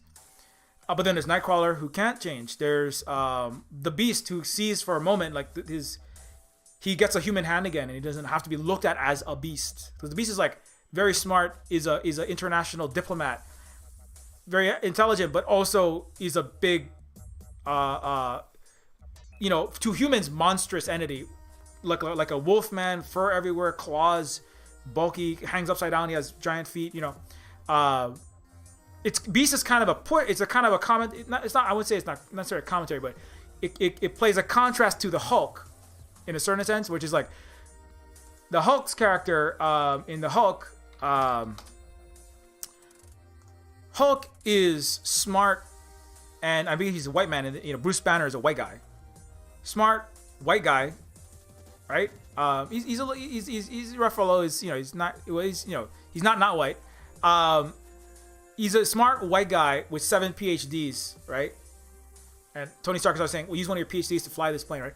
He's a very smart, very well-educated white man, the Hulk's Bruce Banner, in his human form. And then when he mutates because of massive exposure to gamma radiation in fission and other, subatomic experiments, the Hulk becomes a not smart, I talk in only two-word sentence, me like you, he becomes a big brutish, there's a lot of King Kong, which is part of like a fear of the black African continent invading and coming, there's all kind of racism and colonialism and fears into big brutish characters that are not always visible. The fact that he's green, there's a history of big green thing. I mean, actually, the golems and Frankenstein and witches, and there is a deep racist history in white and Euro worlds with that. That it's unclear how much of that is how much of that is actually visible, how much of that is actually what's being said, what's being interpreted. But it's weird that it's like you have this big. You have this big muscly dude that gets really dumb, but really strong. I mean, and black athletes had been outperforming. I mean, the Great White Hope was the last white boxer that was supposed to be able to beat Muhammad Ali. Usain Bolt and all the greatest athletes. The physical prowess, physical abilities of a lot of black people was surpassing and scaring a lot of not black people, or white people, obviously. And this kind of fear of their physical abilities, it also is it cannot not be embedded in the white American and Western psyche. And this kind of, I'm a smart good guy, and then I become this non-white brutish thing that is stupid. It just always has this weird undertone under it, and I feel like Beast, in a certain sense. Whether you meant it, whether the writer meant it to, whether the creators meant it to or not, it has that there. Especially when you have things like King Kong. Coming out in the 1920s, early 30s, late 1920s, I think. And then you have things. So the Beast's character, right, in X-Men is a character who looks different, is a beastly character. Well, not Beauty and the Beast, but fucking. Although the Beast anyway, that's a different story. But the Beast's character, right, is somebody who is very smart, but also it's not because he is a white guy that makes him smart. Because he's a white normal straight cis guy that makes him smart. He's just a smart person who is also blue and has beastly like some people look at him and go, that's a monster, right? But he's also a very smart person. But there's this feeling that you get. There's a one scene in X3 where he like, there's a moment where there's a mutant that by being within like 50 feet distance of this one kid, or 30 feet, he has the power to remove mutant powers from other mutants, and they make a cure from his like bodily fluids or blood or whatever. They design a cure for mutation from this mutant that removes other mutants' powers. And so the beast like sees his blue, beastly, monstrous hand turn into a normal white human hand. It's played by Kelsey Grammer, I believe, in X3, and he sees his hand, and he thinks for a moment like I could just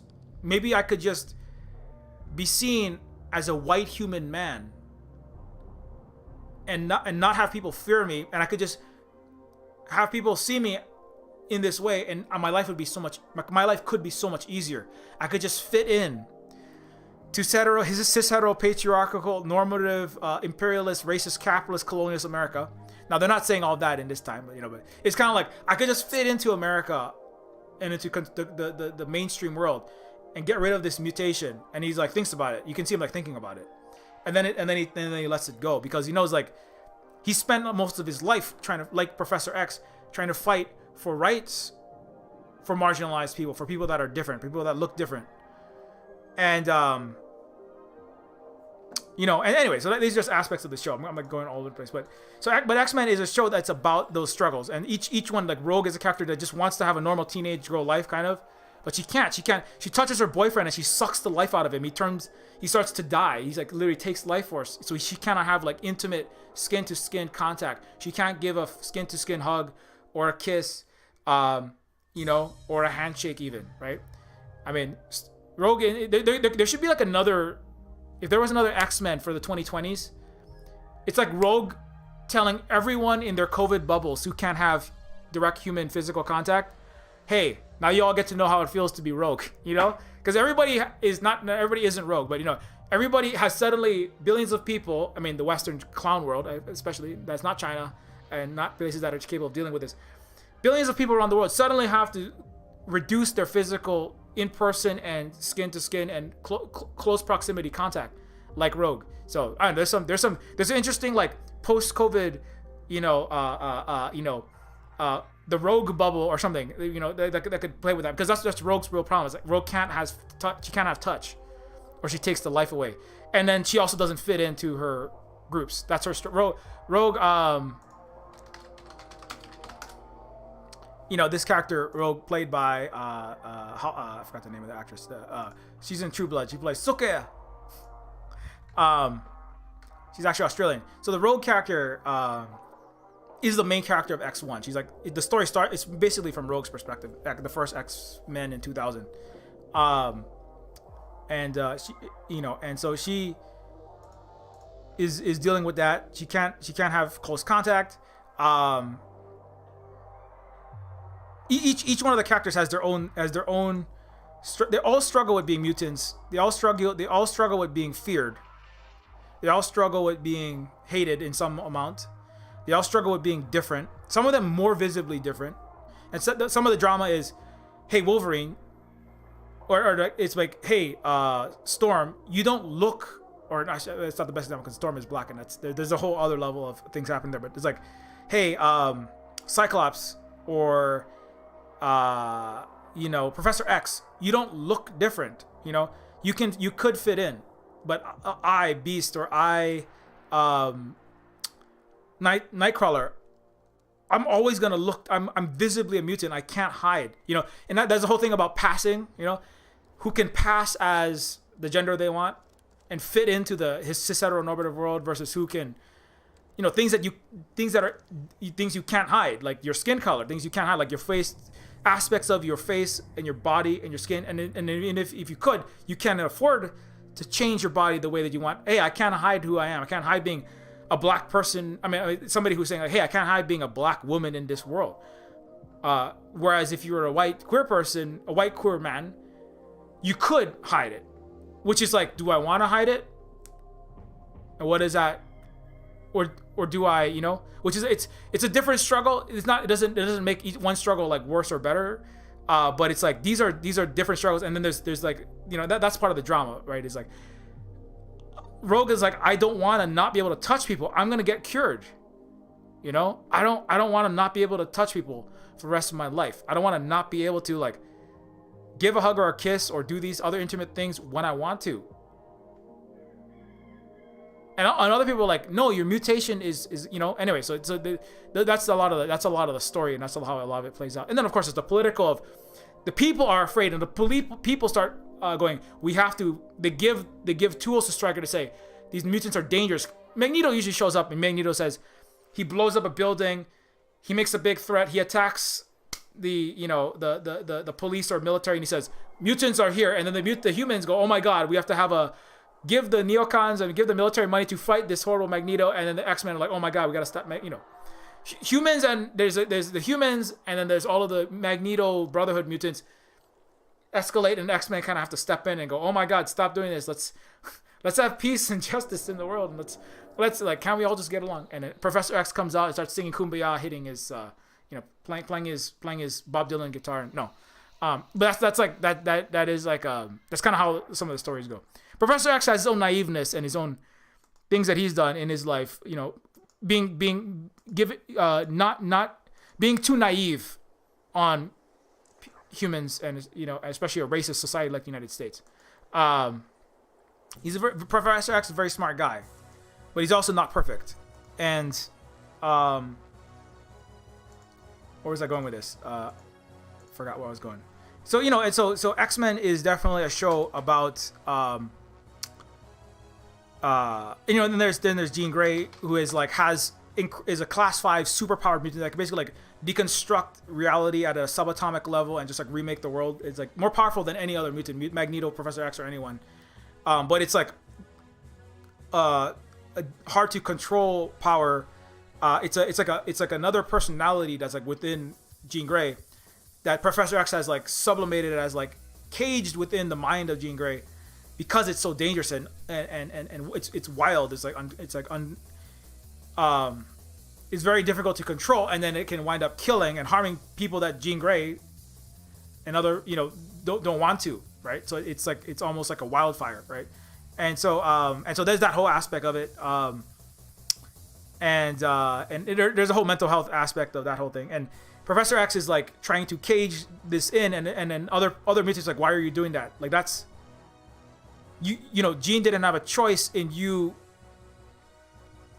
caging off parts of her mind, right? You're controlling her. That's, you know, you're the one that's doing something, right? But then it's, anyway, so I'm not gonna give all the story. You can go watch the movies. But that's a big part of that's another one of these struggles. Like, when is it ethical to intervene? You know, there's a scene where it's like, if this is a person who has a mind. It's a comatose patient. It's like this man on this hospital bed. His mind. He's in a vegetative state. He will never come out of his unconsciousness. Would it be acceptable? Would it be ethical? You know, this is like bioethics. Would it be ethical to implant someone else's consciousness into this man's mind who will never be able to come out of his coma again, right? And so it's like, is it ethical to take someone's mind, right? Even if they do pose some dangers, right? And like encapsulate. I mean, there's aspects of the pharmaceutical industry and other things that people do to treat people, and like what aspects of mind alteration and treatment is ethical and valid and you know, because of dangers to pose to themselves and to other people, versus how much of that is just about controlling people through pharmaceuticals and through medical treatments, you know. And that also branches off into, like, you know, obviously things like homosexuality therapy to fix your gayness of you know, I mean, unless you're a real nasty homophobe, you know, that it's going to be, that's you know, that's pretty unacceptable. But there's other things that are more blurry than that. Like which of mental health disorders are really disorders, and which of them, you know, like, you know, when it comes to people on the spectrum, autism, etc., how much of these are like disorders that we have to fix, right? Versus like aspects of people's personality and their uniqueness, right?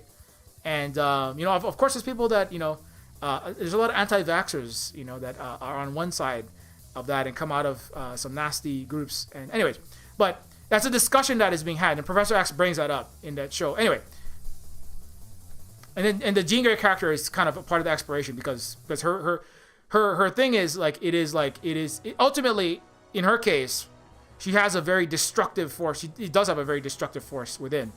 That could like obliterate everything. That could probably annihilate the whole Earth. I think Dark Phoenix is capable of it's like Captain Marvel level of power. It's like super powered. It's actually a universal cosmic force. I think in the comic book lore. I forget exactly. I remember having the card. I had a Phoenix and a Dark Phoenix card. The Phoenix is like 5. Dark Phoenix is like 6 or 7. It could like wipe the whole Earth out by snapping its fingers, right? So it's kind of like, well, I mean, if you can't control that, that's dangerous. It's kind of like, nuclear weapons. If you can't control your nuclear weapons, maybe you shouldn't have any nuclear weapons. Which is why we have attempts to denuclearize, but places like the United States don't want to get involved with that because they're too busy uncontrollably shooting their missiles and nuclear weapons all over the place. I mean, you could look at the Jean Grey and the Dark Phoenix as a metaphor for nuclear superpowers, especially the Western ones that are waving their fucking weapons around belligerently.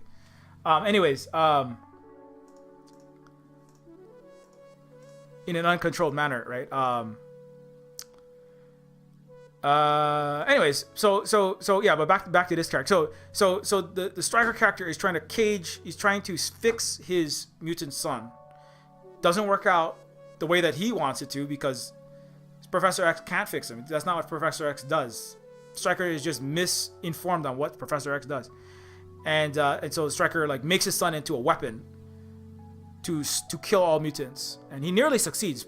Stryker nearly eradicates and kills every mutant in the world. He almost does, barely by a hairstring. And I'm not gonna tell you. You can go watch X2 to learn about that. But Stryker's, but a lot of that is about like the way he treats his son. Again, similar to that Peacemaker. I want to talk about Fallen Family, right? Now his son can't get away from his father because his father has literally like lobotomized him and put him under his complete control. Very sadly, horrible, abusive guy. Stryker, terrible guy. Just like most people who run the United States, like Waller. He's a very Waller and sort of character. Stryker is a cross between Waller because he works directly with the United States, intelligence and military industrial complex.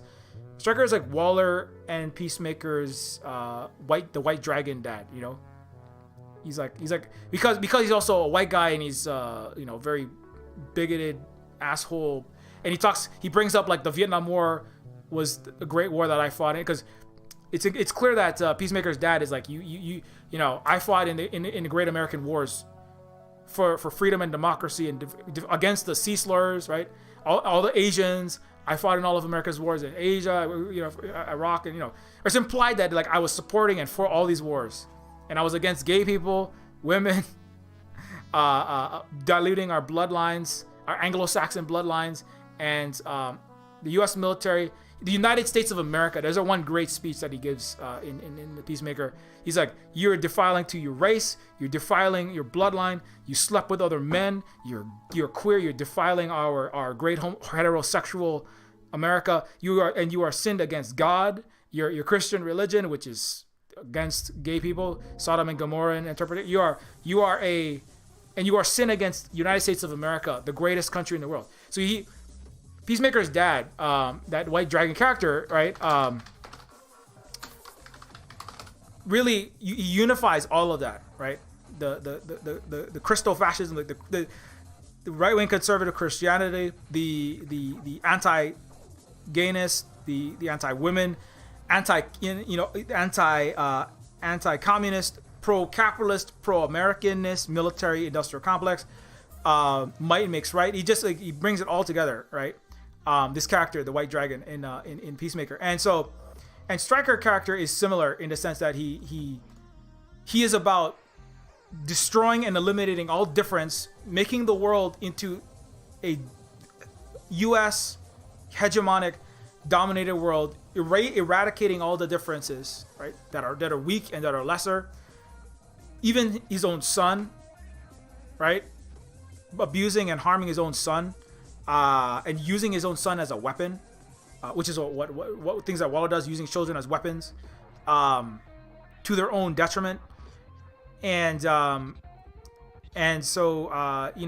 it's really so his character is very important to like symbolize like the dark, like kind of like it's really the true face of the United States and the West ultimately, that it likes to kind of hide behind this kind of liberal facade of behind a hashtag racial healing, Justin Trudeau, and like having ayahuasca ritual with all of his indigenous friends, and having black women out there in your Democratic Party, and we care about everyone now, right? But underneath, even the people that are the black women back the mass incarceration, like Kamala Harris, of all of their black families and children, right? Kamala Harris is a total Waller character, total Amanda Waller character. So, and that's and so this Stryker character is very important in that world, and so the found family is coming back to that topic,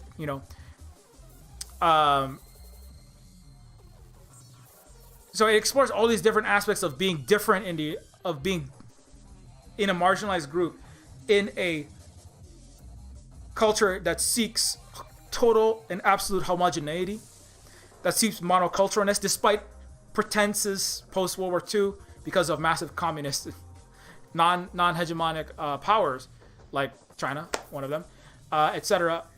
Seeking under socialism, seeking in a culture that seeks monocultural or monoculture with fake, shallow a few Black Lives Matter flags on atomic missiles, a trans CIA agent, and a Hispanic Washington Post author making war with Ukraine and Taiwan. Without these, with token diversity, it really is still a monocultural, imperial, win-lose, colonial, racist, capitalist project. And so X-Men is about being different in that reality, interpreted in the naughties, right? Some people have there's images of like Neo and Trinity kissing and making out. They have Neo and Trinity wear similar clothes to this, and it's like this is the story of my mom and dad. And it's like there are people that are 20 years old now who met watching The Matrix and conceived their kid, shortly after eating oily popcorn in 2000, right? Watching Keanu Reeves do bullet time kung fu, and then watching X-Men, right? And it's weird to think there are kids that now that are 22 years old that watched X-Men and then conceived the child, or whose parents conceived them shortly after watching X-Men and or The Matrix in the movie night date, chatting on AOL, sending messages through MSN Messenger on dial-up modems. I know you kids won't remember that, but that's how mommy and daddy met. They went, "Hey, how you doing?" with a U, right? And then typing on a computer, right? Waiting for the dad and mom to get off of the phone. Do you want to go out and make and see Matrix tonight? Looks totally awesome. And it's like, somebody else said, "Oh, well, yeah, it kind of looks like an R slur," because the R slur wasn't fully out in the late 90s in some parts of the world. Most of the people who like the Matrix, they don't say that anymore. If they like Matrix Resurrections and they still say that, there's something wrong with you. Those are only NFT bros are saying the R slur now. I shouldn't say that, but that side of the crowd. So it's coded for that time. It doesn't address a lot of things that it's a different reality. It wasn't 2020's United States. So it was not quite as disastrously broken. So it's missing that stuff, but it is a show that's about like constructing the found family at Professor X. Professor X trying to guide people who are disowned by their parents, do not fit in with their parents, with their society, trying to teach them and coach them. And it's kind of like sometimes I feel like I'm trying to do that as a Silver Spook streams, as a Silver Spook Hui, as people who look up to me. Some people have said I look up to you as an elder, and I'm like I'm not yet. I feel a little out of I feel a little bit too small for my assless chest. No, my skin tight PVC is a little too loose on me. I was gonna say too big for your bootstraps, too big for your the britches, but I don't wear britches. I wear black leather trench coats with a lot of buckles and zippers, and I feel like I'm not qualified to be your Professor X sometimes, Or people are like, Silver Spook, you have to guide me on what to do, because I'm just trying to be a leftist, indigenous, non-white person fighting against its empire, surrounded by racist, a sexist, assholes that don't want to listen to me, and they're all going in this direction. They're all joining trucker convoys. They're all working for horrible corporations. They're all working for the military, police, or giant corporations, and trying to make as much money. They're all joining NFT bros. They're all talking about how they're gonna some of my other friends, like we tried to do some leftist groups, and it falls apart because they all start like grifting, trying to get $20,000 a month on Patreon. You gotta make. Here's the one tip. If you're giving people something that is of value, like education or entertainment, it's not grifting to ask to, hey, can you help me out? Like how the tip jar, right? You're playing music at a coffee shop or somewhere. You get something. You're not getting like $20,000 a night to play at the Starbucks when it's not COVID. For 50 people, but you're not getting nothing. I mean, you're giving people some value, so you should expect that. And that's also how we run the Silver Spook Hui, because if you don't have the money under capitalism that we still live in, and you still need, even under socialism, you still need some amount of, economic currency units to exchange. Even in North Korea, they still have some money, not as much because they have more socialism, but. So it's not grifting to ask for that. But I'm surrounded by people that are like selling our own groups out. They're all, joining NFT groups. They're all joining right-wing groups. They're all becoming patriot left. That's not even really left. Is Silver Spook, what do I do? And I'm like, when Storm is asked, there's a scene where Professor X says, Storm, I don't know how long I will be in charge of this school, There's a scene where Professor X is talking to Storm, and he tells Halle Berry, pre-Catwoman, and sorry that it didn't get as well reviewed as it might have, and then Halle Berry lost a lot of her career despite being a pretty good actress, actually, well, very good. She got Academy Award nominated. But anyway, and Professor X says, I'm not gonna be here forever. You have to be ready. And I don't know. At the time, it's Cyclops. Scott Summers, Cyclops, right? The guy who shoots lasers out of his eyeballs. He is not. He's too distracted. He is too broken up by the loss of somebody. I'm not gonna tell you who. Something bad has happened, and he's not in the right space to take over the school in the event that I'm not here. And he says, Storm, you have to be able to guide this found family of lost children, this group of people that are not accepted because, and in a real world metaphor, because they're BIPOC, because they're queer, because they're left, because they're overt, because they're just disabled, and the world doesn't accept you in a eugenicist, ableist world that wants to let the COVID-19 rip and kill all immunocompromised people to sate the convenience of abled people, which is disgusting. And I need you to, Storm, I don't know how long I'll be able to guide this found family of orphans, mutants disowned by their own families. I'm gonna need you to take over. And so I was like, I don't know, I can't replace you. How am I supposed? I'm just a older student, and he's like, I haven't looked at you as a student for years. You are a teacher. Storm is like one of the main teachers in the school, other than Professor X. Like Storm is one of the few people that are shown teaching. In X3, Wolverine is famously showing he's smoking cigarettes in the danger room, which is where they practice fighting Sentinels and giant bad guys. And Wolverine is smoking. He's there's a Sentinel shoots a laser guided missile, blows up a concrete building, and Logan is over there lighting a cigarette on a bit of flaming rebar. And he's like, oh, what is this school? I hate school. And yeah, let's get this stupid class done. So Wolverine is kind of like a lazy teacher, and he's like, here, just throw me at the Sentinel, we'll get it done with, And he says, we're supposed to work together as a team. And Wolverine's just let me just kick its ass because I'm bored of this class.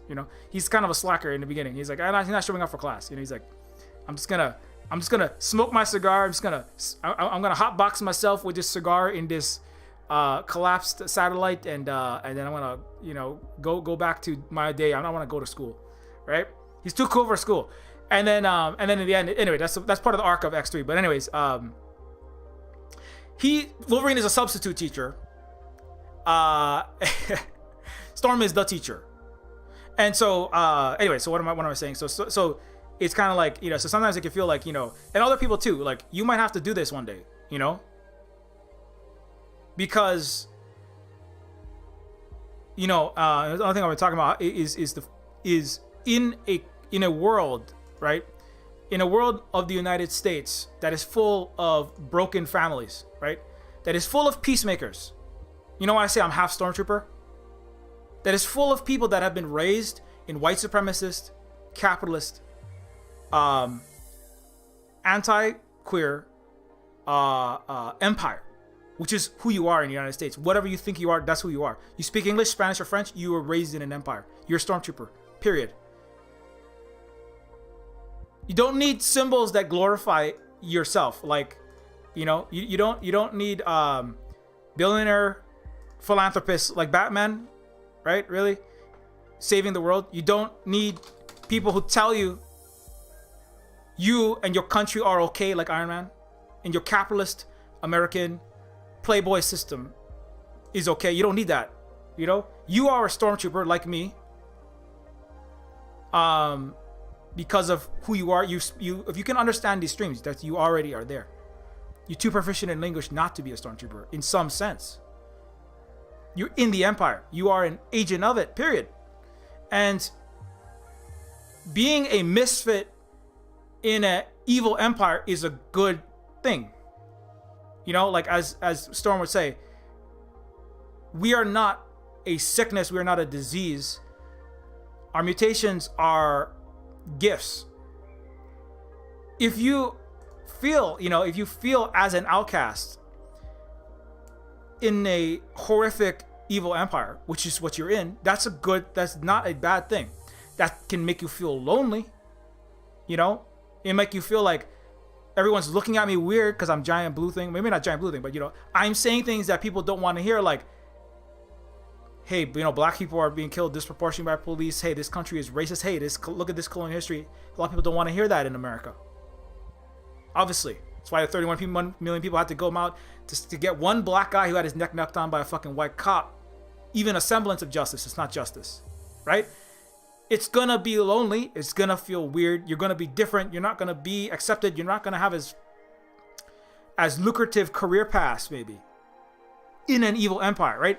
If the stormtrooper calls for killers, like Waller, like Peacemaker's dad, like what Peacemaker's supposed to be, like who Adebayo is supposed to be, right? You're gonna have a harder time being a homeless shelter for dog runner. Economically, you're gonna be more isolated in that place, but that's not a bad thing. As an indigenous activist, you're gonna be shunned and ousted from white privileged and the ones that have more money spaces. Some universities, some corporations, a lot of corporations, so a lot of government spaces, the higher you get in the pay scale, the more white and the more capitalist and the more hegemonic and the more imperialist and the more fucked up it gets. And you're gonna be iced out of those groups on the Death Star, because that's where you are. But it's not a bad thing. Your differences are gifts.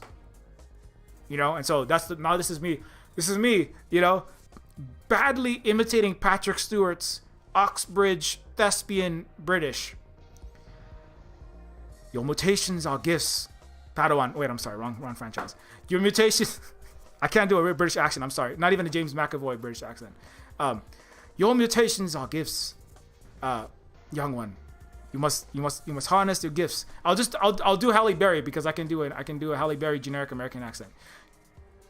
Your mutations are gifts, not diseases. They're not problems, even though everyone around you in this broken society like the United States, Canada, or anywhere in the Western capitalist hegemonic world will treat you as though you are in the wrong, bad, stupid, incorrect, visibly not acceptable, right? Can you just dye your hair a different color? Stop dyeing it weird color. Can you just start having those piercings in those places? Can you just stop dressing that way? Can you just dress like your biological gender? Can you stop doing that? People are going to look at you and they're going to treat you that way, and you're not going to have as lucrative things, but that is not because you're bad. That's because the society that you're in is terrible, horrible, and broken, and will die in the future. And there are other places that are like stars that are better, but the Death Star wants to keep you from hearing about those places that are actually bigger than all of the Death Star combined in terms of population. In one country, you could add the United States and Canada times 4. But they don't want you to learn about your other relatives over there, your siblings, that are like you. You know, the thing is, there already is a mutant country in that sense. There is already, Professor X's dream already exists. You know, it's called China. It's a counter-hegemonic world that doesn't have fucking fascism, racism, bigotry, capitalism, and all these problems dominating the structure of every fabric of that society. Not just them. There's Cuba, there's Vietnam, and some of these are further or lesser along a path to peace and love and Professor X's utopia. But none of them are perfectly there, and they all know that. But if you're in the United States, you have to, U.S., Canada, places like that, and anywhere in Britain, same thing. You have to, just remember that, like, you are somebody that has these gifts that will be persecuted because of your differences, fighting for Black lives, fighting for your representation, fighting for disabilities, fighting for indigenous people, fighting for to undo settler colonialism, fighting to undo these systems, fighting against the capitalist structures, fighting against your bosses. You know, you're gonna be that people, especially when you're leading it. It can be even more lonely to be the first one out there. That's why I'm the first one out there, right? I'm not the first one out there. I'm just one in. I mean, I'm just like, I wish there were more, you know. But in that reality, you have to create those found families, because you cannot ultimately, sadly, redeem most. The redemption arc for the parents, you know, Darth Vader, is a luxury of Luke Skywalker. You know what I'm saying? At the end of his life, Darth says, "You were right all along. Tell your sister you were right." You know, as Darth Vader. Yeah, I'm sorry, I'm breaking my comic book, going into my Star Wars franchise series. But it's like, not everybody has the luxury of looking at their father. Peacemaker certainly sure the fuck doesn't, right? Of looking to, you know, this kid doesn't have the luxury of looking to his father, Stryker, and changing his father, you know? You know, Peacemaker is never going to look into his Nazi father's eyes and go, and his father's never going to go, "Son, you were right. I'm so sorry that I treated you badly for being bi, and, you know, I'm sorry that I insulted you and called you a woman because I'm a misogynist in a patriarchal misogynist America, and that's normal. And I'm sorry that me and the rest of them," no, most parents are not going to say that. They're going to die, and they're going to take that with them, and then they'll be gone. My father will probably die taking... My dad's not even close to worse, but we have problems when it comes to colonialism in the United States and the Catholic Church, and we have deep disagreements on things. And he's probably just going to die. He's going to take that with him. He's never going to say, "Sorry, son, that I denied that Hawaiians and other indigenous people were genocided." No, I'm never going to get that. And then what I have to do is accept that and make sure that I don't repeat that with the new...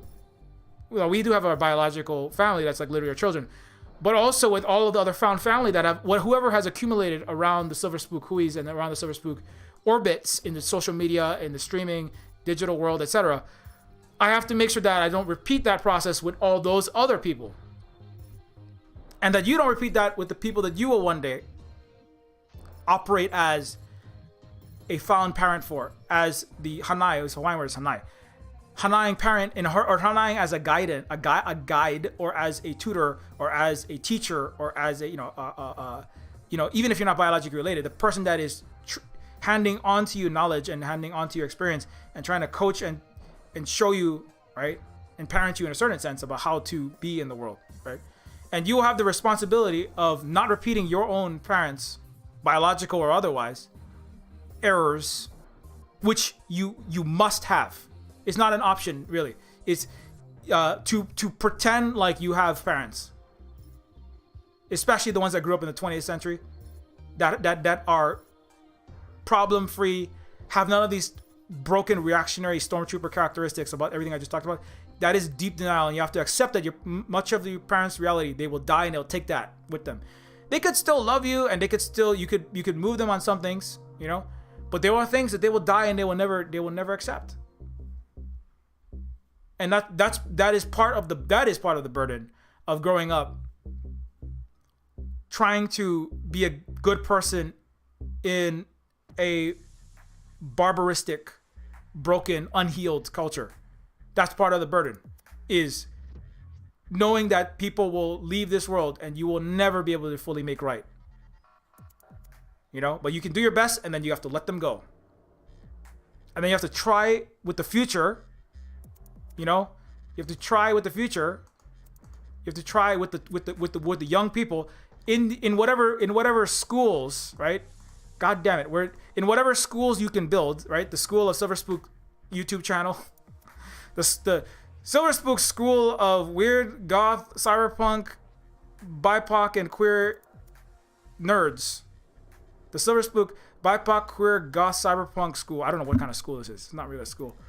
What is this? A school for ants? It's not a school for ants. Ant-Man doesn't need school. Ant-Man is very good at science, I think. I don't know what Ant-Man's specialty is actually. Anyways, at the Silver Spook School, you know, you have to kind of build your own schools because there are no school. There is no university. There is no accredited University of Wisconsin, Michigan. There's no accredited school of anti-capitalist, anti-imperialist, anti-hierarchical, anti-misogyny, anti-homophobic, and also concretely taking actions in those directions, not just talking about it. There is no school for that. It doesn't exist.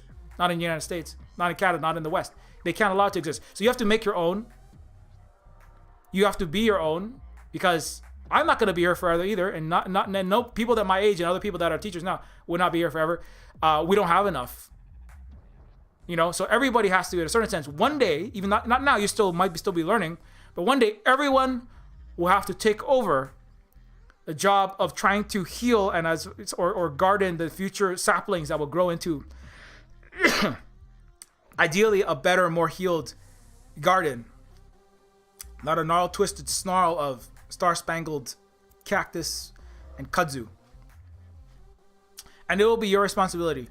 And so that's one thing that I like about the Storm scene, because Storm is like doesn't know how to accept that responsibility. You know, it's not really a thing. I'm just doing streams, you know, but you know, more and more I think about it, I'm like, I think I have to like, you know, try more to guide people more specifically. Not to say that I haven't been doing that, but I have to think about it in that term, because we have for the Hawaiian word is kuleana. I have a responsibility also, right, to do that. And so Storm is like doesn't fully accept that, like, oh my god, this is so hard. I don't know if I can't replace you. Well, it's like, nope, I don't have the perfect tools. I don't have the exact, I'm not capable of teaching other people. And, you know, it's like, well, you want to get all the training that you have, but, you know, we're also living in an imperfect world full of people that want to harm us and that's falling apart. So you're going to have to learn, and you have to figure out how to do things and how to build whatever that structure in that school is. You have to figure out how to build that Silver Spook Hui that is able to, without capitalist, as minimal capitalist involvement, right? With taking no money from giant corporations and from the U.S. police or military, operate, you know, your game development, your farm, your bakery, your whatever your economic sovereignty, like I've been talking about, you're trying to build. You got to figure out how to build that. Your educational program, your journalism, like Danny Haifong, constantly just trying to get money through Patreon to support his journalism, which is very important, because Danny is a rogue mutant in a world of supervillains called US, Bloomberg, NYT, and Western media, right? And there's like 5 journalists.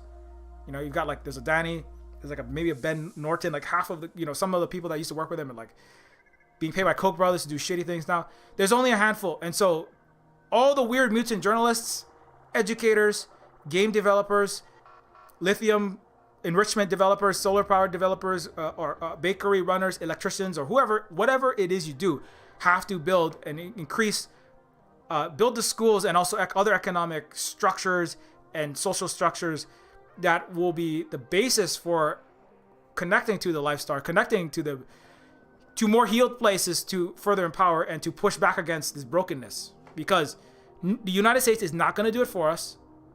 There's no election you can really vote in. You can vote, yes, and it's fine, but that's part of the point of Peacemaker. The Democrats and Republicans are both horrible in slightly different flavors, but they're not going to fix nothing, you know? They have to, at the end, it's like you gotta leave and you gotta figure out something else to do. And you have to build the dual power structures that we're going to need. Professor X's School for Mutants, in that sense, is a dual power from the human world power, right? It's the X mutant world power, right? That is, you know, its own separate entity, agency, with its own philosophy, its own knowledge, its own history, its own teaching, right? because there isn't a school you can go to in the United States, public, private, or charter, or university, like I talk about, that's really going to give you the education that you need. You're going to have to get it. You're going to have to get it from a lot of it, from alternate sources when it comes to the most important history, politics, economics, especially. So, anyway, this is just a stream about, I played too many retro games on retrogames.cc and ended up watching Xmen movies. That's all this actually was. I wasn't talking about nothing else. So if the, you know, if the $500 million that paid you to watch me, CIA employee ass, that's all I was talking about. I was just talking about how I like Halle Berry's hair, and he has a very shiny, smooth, nicely waxed head, Mr. Patrick Stewart. That's all I was talking about. This is just a style and fashion review for weird goths. And Thor Ragnarok is also a good movie. And also, when is Taika Waititi and James Gunn work together to direct Decolonators? Can you direct Decolonators? Not Batman, Decolonators. Anyway, this is a stream about me losing all of my tabs, and also this is Donnie Yen at the Goth Club, awakening different aspects of people's sexualities that they didn't know that they had circa 2003. Anyways, I'm sorry, I have so many tabs. I have so many fucking tabs. This is the actual X-Men game I was playing the other night. Fucking Magneto is hard in this game. I hate Magneto. There's Storm. See, Storm had a different costume design in this time. There's a lot more spandex and capes and shit.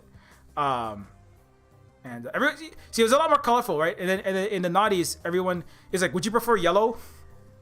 And that's one of Wolverine's lines. Why are we wearing these costumes? Like, well, at least they're like cool black, you know, Matrix Underworld Blade costumes, right? With skin tight PVC. What, you want to wear yellow spandex?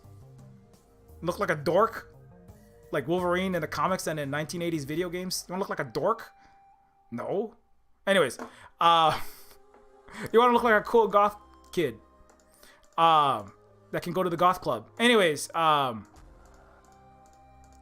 I'm closing my fucking tabs. That is as good a place as any to end the stream.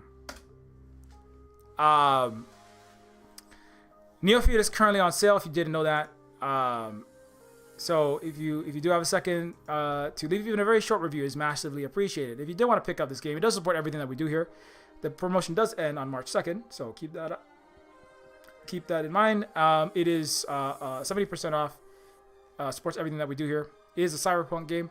It is a game that is similar to Ace Attorney, apparently, and Papers, Please.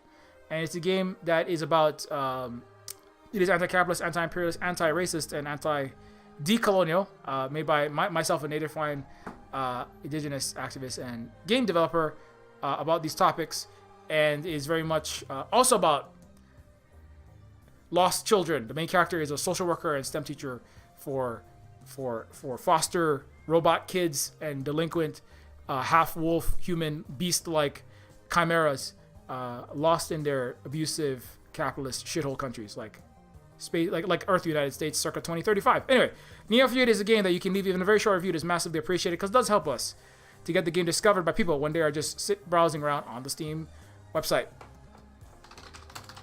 You can also find Neofeud on itch.io. On itch.io, Neofeud is available for Windows, Mac, and Linux. It is DRM free. It is also a game that is available, and you can give the maximum amount of revenue to the creators, us here, if you pick it up on itch. Also on itch.io is games such as Decolonators. Decolonators is a game where you play a Vietnamese communist woman kicking capitalist colonizer butts. You get to kick Peacemaker's dad's butt, and it's pretty cool. Kick his ass out of Vietnam in retro arcade game glory. You get to blow up John McCain's even eviler twin.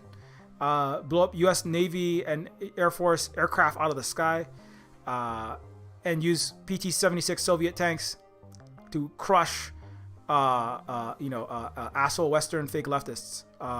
In a video game, of course. Decolonators is $3 and does support everything that we do here. So yeah, consider picking that one up. Also, check out Woman, which is a book about a woman raised. Holly is my partner in Silver Spook Games and also at Silver Spook Hui, and also in making of mini versions of ourselves called Children. Holly is a woman that was raised in evangelical Protestant Christianity, and this is a story about that in an irreverent retelling of the life of Mary. If that sounds interesting, do check out this story. It's free, or you can name your own price for it on itch.io. Also, don't forget you can support us at patreon.com.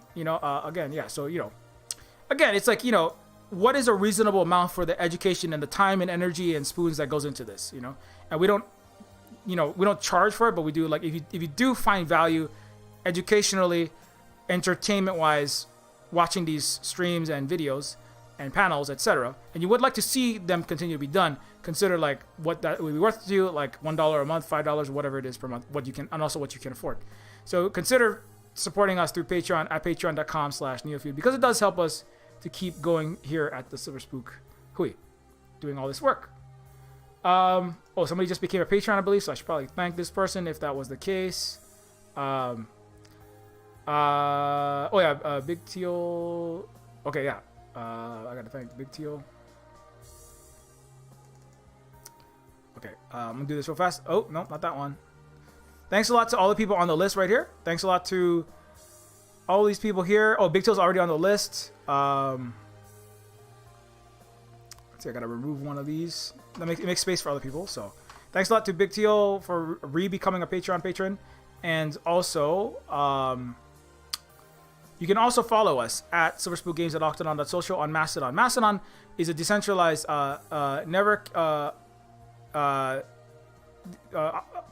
Mastodon is a decentralized, non-capitalist controlled, federated, open source social media platform similar to Twitter, but without billionaires. Again, everyone that Iron Man represents, Wall Street, the military industrial complex, and Silicon Valley giant tech companies, deciding what you see and what you don't see. However, while we have access to the Death Star satellites, you can also follow us at Silverspook. You can follow us at Silverspook Guy, or follow me at Silverspook Guy.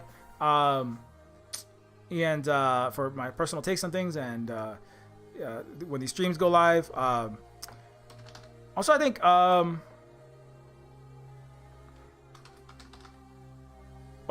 you can also follow, since I think Positive Synergy is another member at the Silver Spook Hui.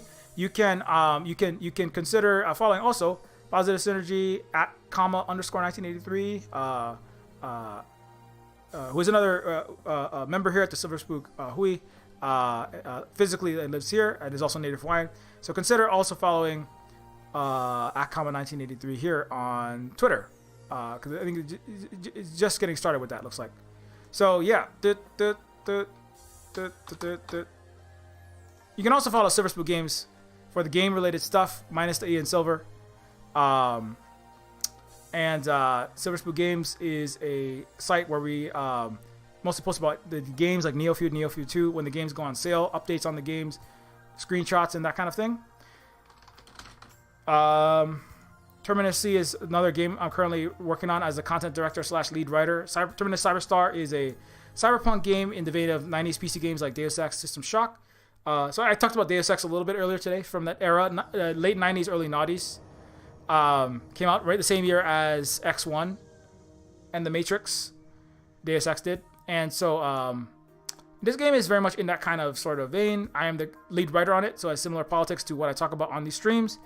This game is being worked on by a handful of writers, musicians, artists, programmers, level designers, 3D, 2D modelers, etc., etc. And Terminus Cyberstar is coming sometime in the near future. It is a sequel to Terminus Machina, my Deus Ex Total Conversion. So if you like Cyberpunk 2077, but you don't want giant, bloated, AAA, billionaire, profit-making garbage that exploited the crap out of its workers, consider checking out Terminus Cyberstar and following it over here. Join the Discord right there. And I already thanked... Oh, shit. I'm sorry. Forgot to take that... Yeah, forgot to take that down. Thanks a lot, everybody, for watching. Thanks, Holly, of course, as always, for doing a very important moderation.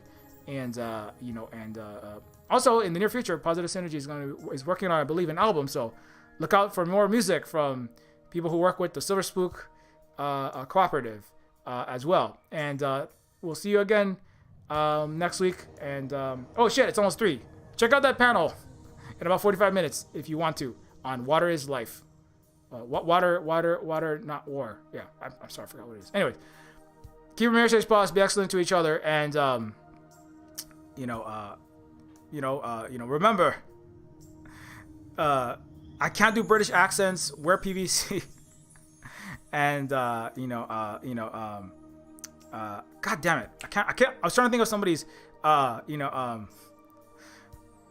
damn it, I'm trying to think of a good X-Men quote, and I'm literally drawing all the blanks. I'm drawing all the blanks at once. I feel like I just got shot in the head by Stryker, and now I can't remember anything. I'm Wolverine waking up with my adamantium pierced skull, blanking out. Anyways, what you looking at, bub? That's all I got. That's not even a fucking quote.